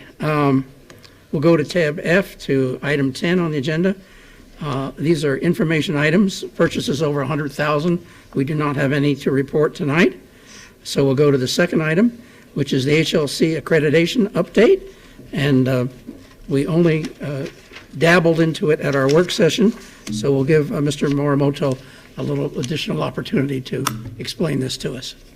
Thank you, Mr. Vice Chair, President Cervantes, members of the board. It's my pleasure to share some information that we're gathered from our annual participation in our annual HLC conference. A matter that's actually of particular importance to the institution as our accreditation is coming up. In terms of a timeline, next February we need to submit our assistance portfolio, that's an accreditation document, to the HLC. Will you tell people what HLC is? Oh, yes, of course. Thank you. The HLC is Higher Learning Commission. They are the regional accrediting body that accredits our institutions and actually all post-secondary institutions in New Mexico. They're one of the oldest institutions in the country, and they also are in charge of looking at federal requirements relating to a number of different items. But mainly for the public's understanding, all you have to really understand is that it's an accrediting agency to ensure that we have an appropriate level of quality programs. So with that, one of the things I really want to share to this board and to the member of public is that the HLC for the last 4 years or so have been increasingly paying closer attention to matters relating to accreditation, in particular matters relating to assessment. In the previous academic year, there were over 166 site visits that the Commission has conducted through their peer review process, and of which 72 resulted in some sort of action relating to assessment.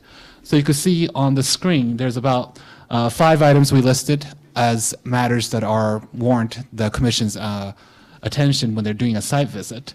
In particular, we are in good standing in many of these items, but that does not mean that we could take our attention away from one of the key items, which is assessment of student learning outcomes. The next slide really shows some of the changes they're proposing in terms of the criteria for accreditation. So HLC has over 5 criteria for accreditation. Many of them are detailed, and this is their proposed changes. So one of the changes that the public may be of interest is the fact that the commission is now focusing, in addition to diversity, more on the civic engagement. They want to see that students are civically engaged as well in their proposal.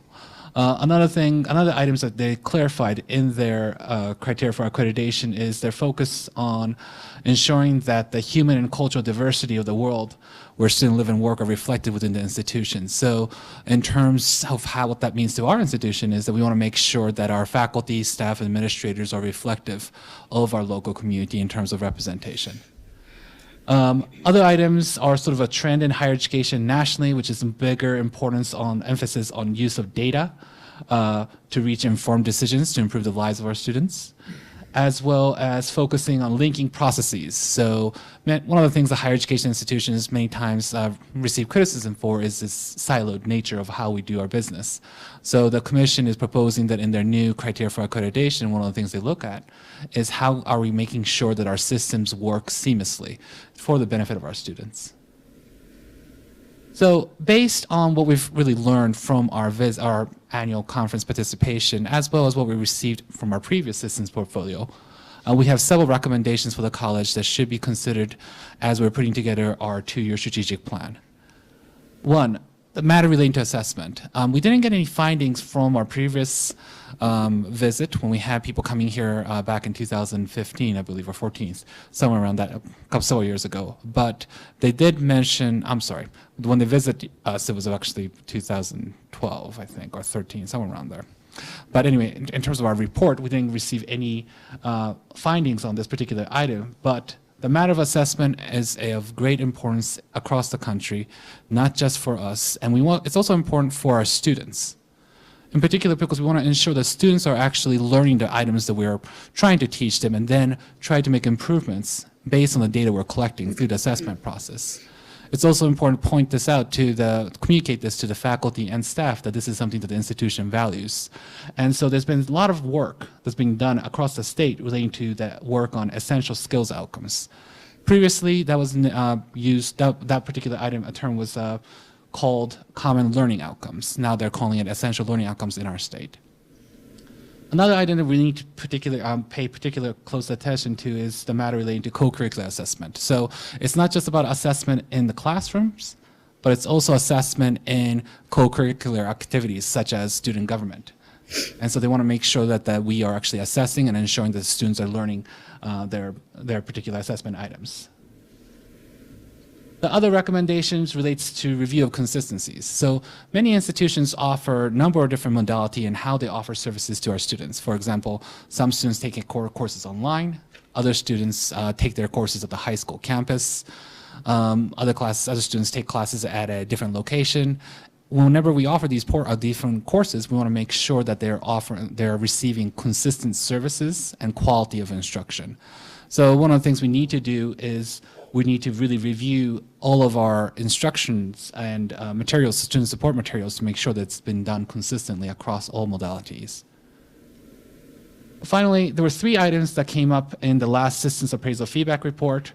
One relates to ensuring that we're thoughtful in how we're engaging to the key stakeholders. In particular, this relates to a lot of the advisory committees for our trades and technical areas, making sure that there is an active advisory board and the information that we're gathering from that particular conversation is captured and demonstrated in our report. The second item, I think the college has been spending sizable amount of energy and attention to, which is the fiscal stability. We have a number of different initiatives, as many of you are aware, relating to ensuring that the future fiscal success of the institution. The last item was the item that was mentioned in particular relating to our HR valuing employees category. And they would like to ensure that all faculty, adjunct, dual credit faculty, and staff are evaluated on a regular basis. Make sure that there's some sort of succession planning in place, and ensure that the onboarding process is functional. So with that, I stand for questions. Question. Member Romero, questions? So when they talk about succession planning, at what level are they looking for that? So it wasn't specific in the recommendation, but they were talking about key leadership changes and how that could potentially impact the institution's ability to carry out services to the students. So that is up to us to determine at what level do we want to start looking at. Generally speaking, it might be good to focus on the higher key areas first and then go across the institutions, but that's really up to the institution to decide. So it has to do with promotion, it has to do with training, whether it's training for our own institution or whether it's training that may mean that one of the people we train may go to some other institution. But it has to do with looking at how we prepare people to advance in the community college system. Yes. So, but in particular, also they were talking about the importance of operational plans. So whoever is in that position could still ensure that consistent services are being provided. Say that again. So the operational plan is also part of the succession planning that they mentioned. So that means that, we've been doing actually a lot more of the operational planning throughout the institution. In particular, OIT and area of finance has a really good plan in place, but they're really talking about how do you actually provide services so that even in the different leadership changes, the process does not fall apart. I see. Okay, thank you. And the question I had was, you talked to these, flip back a slide, about proposed changes to criteria. And these are, yeah, there you go. These are proposed by the HLC, but who decides if they're going to be implemented? So much like the community college, HLC has its own board. And so based on the feedback they receive, they'll be voting on whether or not they adopt those changes. This process has started in 2016, and now it's at a point where I feel that the board here should take a look at and provide feedback to the commission for possible changes. This is a nationwide board. This is a North Central region North board. Central region. Yes, there's 4 accrediting body across the country. HLC is one of them. And what encompasses our region? Lots of different states in the Northwest regions. I'm sorry. It's the largest region. It's the largest accrediting commission in the system. Yeah, I'm sorry. I'm not sure which states are included and not included, but Texas is not part of it. And I think we go as far as California is not part of it. California is not part of it. It's the Midwest. Midwest and this part of the Southwest. Okay. So it's gerrymandered? Yes, it's gerrymandered. So of these 7 proposed changes, what's the staff's recommendation? I think these are all good proposed changes for the commission to move forward with. In particular, I think we should recommend how important it is to have a racial and cultural background being represented in all aspects of the college. As an institution that's focused and committed on equity, I think that would be something important. From a very biased perspective, of course, I believe the importance of using data to improve student success, so that would be my recommendation as well. We know it's not a 4-letter word. Yes, right? sir. Yes, sir. Any other questions on Yes. HLC? Generally, when the term civic engagement is spoken about, as in this case, what do they generally mean by that? I think that's yet to be clarified in that. So I think that's where you could write your response, the feedback to the HLC saying you may want to clarify what you mean by civic engagement. I think they purposefully keep that large so it could be customized to unique circumstances of each institutions. Do you see anything in these proposed changes that you would view as challenging, important for us to consider here? I do not see any items listed here as challenging for the future success of the Santa Fe Community College. However, I think the changes they're proposing is something that's aligned with the value and the direction the college is going. So even if it's in support of it, I think there's a value in this board responding to the HLC's open request for feedback. Mm-hmm. Thank you. Member Romero? So having been a chair of an accrediting commission in California, I think often what is thought about in terms of community engagement is how well does the institution pay attention to its own community? How well does the institution respond to its job needs, to its academic needs, to its service, to its particular schools, that sort of thing? And admittedly, that's very broad. And and it's also a fairly new requirement.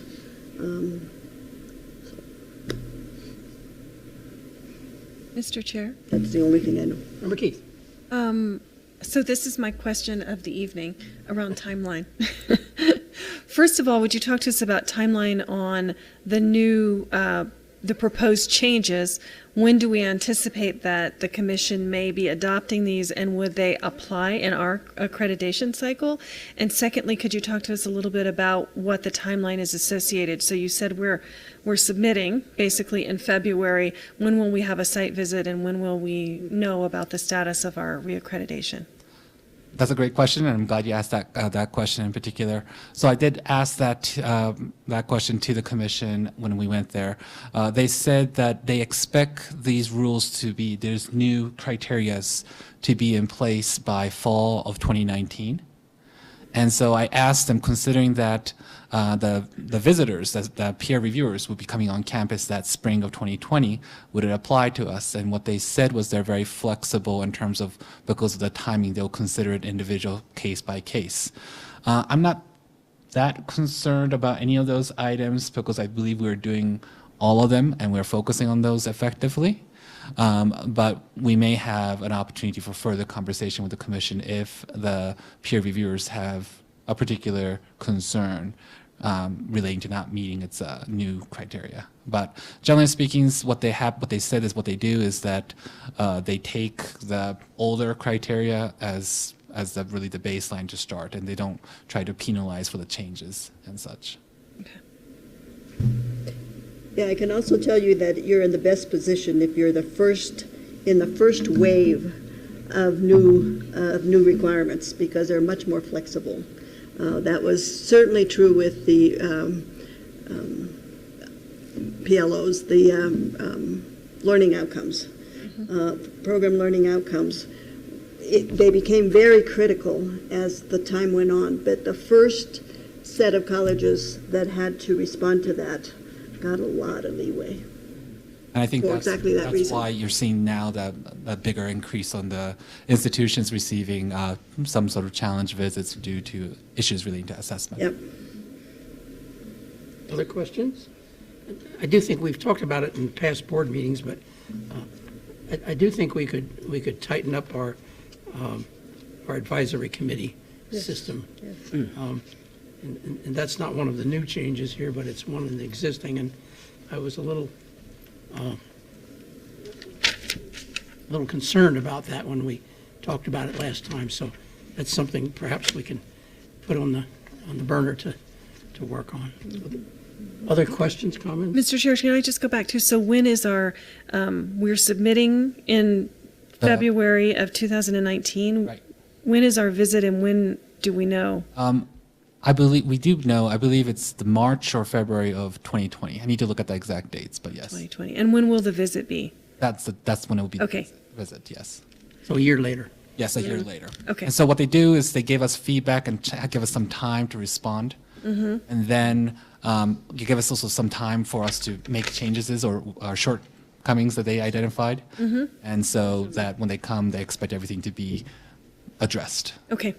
Thank you for that. And just to clarify, Santa Fe Community College has to go through other accreditations as well. This is not the Super Bowl of accreditation. Individual programs such as nursing and others have to be accredited, right? Yes, but this is the super accreditation that oversees all other accreditation, because we can't have the nursing accreditation without this particular accreditation. Understand. So the HLC accreditation is the foundation for all other accreditations. Okay. All right, thank you very much. And just to clarify, our feedback, does the HLC want feedback on these proposed changes from the institution? And is that something we present in some consolidated fashion? They just have a link right now open for anybody to make comments. So it could be either a comment as an individual, a comment as a board member, a comment as a board as a whole. However the board feels appropriate to respond is the way you should respond to that kind of feedback. Or, I'm wondering if it might not be useful for there to be a single liaison, like perhaps you, if anyone had comments to forward them to you, and I don't know what the board thinks about that. Or to the President Cervantes and have her Or to, sure. dump it on Mr. Marmoto. I mean, give him that opportunity. She could, the president could dump it on him. Yeah, that's true. The president usually responds for the institution. Okay. And even if we do respond, or have a one where the responses are funneled, individuals can still go on and do that, right? I mean, it's wide open. Individuals could still respond to it. Okay, so anyone with some suggestions, make them to Dr. Cervantes, and we'll develop a coordinated response. Yeah. What's the deadline, did you say, before that the link will be live? I'm sorry, I don't recall off the top of my. We'll get that out when we find out, please. Yes, I'll be happy to send that out. Thank you. All right, thank you very much. Thank you very much. Item 11 is first reading of policies. We don't have any on the agenda tonight, so we'll go on to item 12, which is reports, board reports, discussion, and other business. Would board members like to bring up anything? Mr. Chair? I know schedule, right? I have a couple things, right? Sure. And they don't Number involve timelines. So first of all, I just wanted to make sure that everyone knew that New Mexico First has published the findings from the Higher Education Town Hall. Most of our board came, and our president came, and many members of our college community came and gave input to that statewide report as it was developed. And I think it was published this Tuesday. So maybe we can provide a website link to that. Donna, if I could send you that for the minute. So anyone interested in reading that report, again, a statewide voice, not only from the higher education community, but from the general population about higher education priorities and what our state needs from higher education moving forward. Lots of interesting issues that were brought up, including how we help students succeed, the cost of education, and the conversation about consolidation of colleges and the number that we have in the state. Secondly, I just wanted to highlight a partnership. So Los Alamos National Laboratory will be having a speaker series and partnering with that to have Santa Fe Community College host that speaker series. It will be June the 4th at 7 p.m. in the Hamas rooms here at the college. And we will have a science fellow who is one of the most senior scientists at the laboratory, Jennifer Hollingsworth, who will be talking about photonics.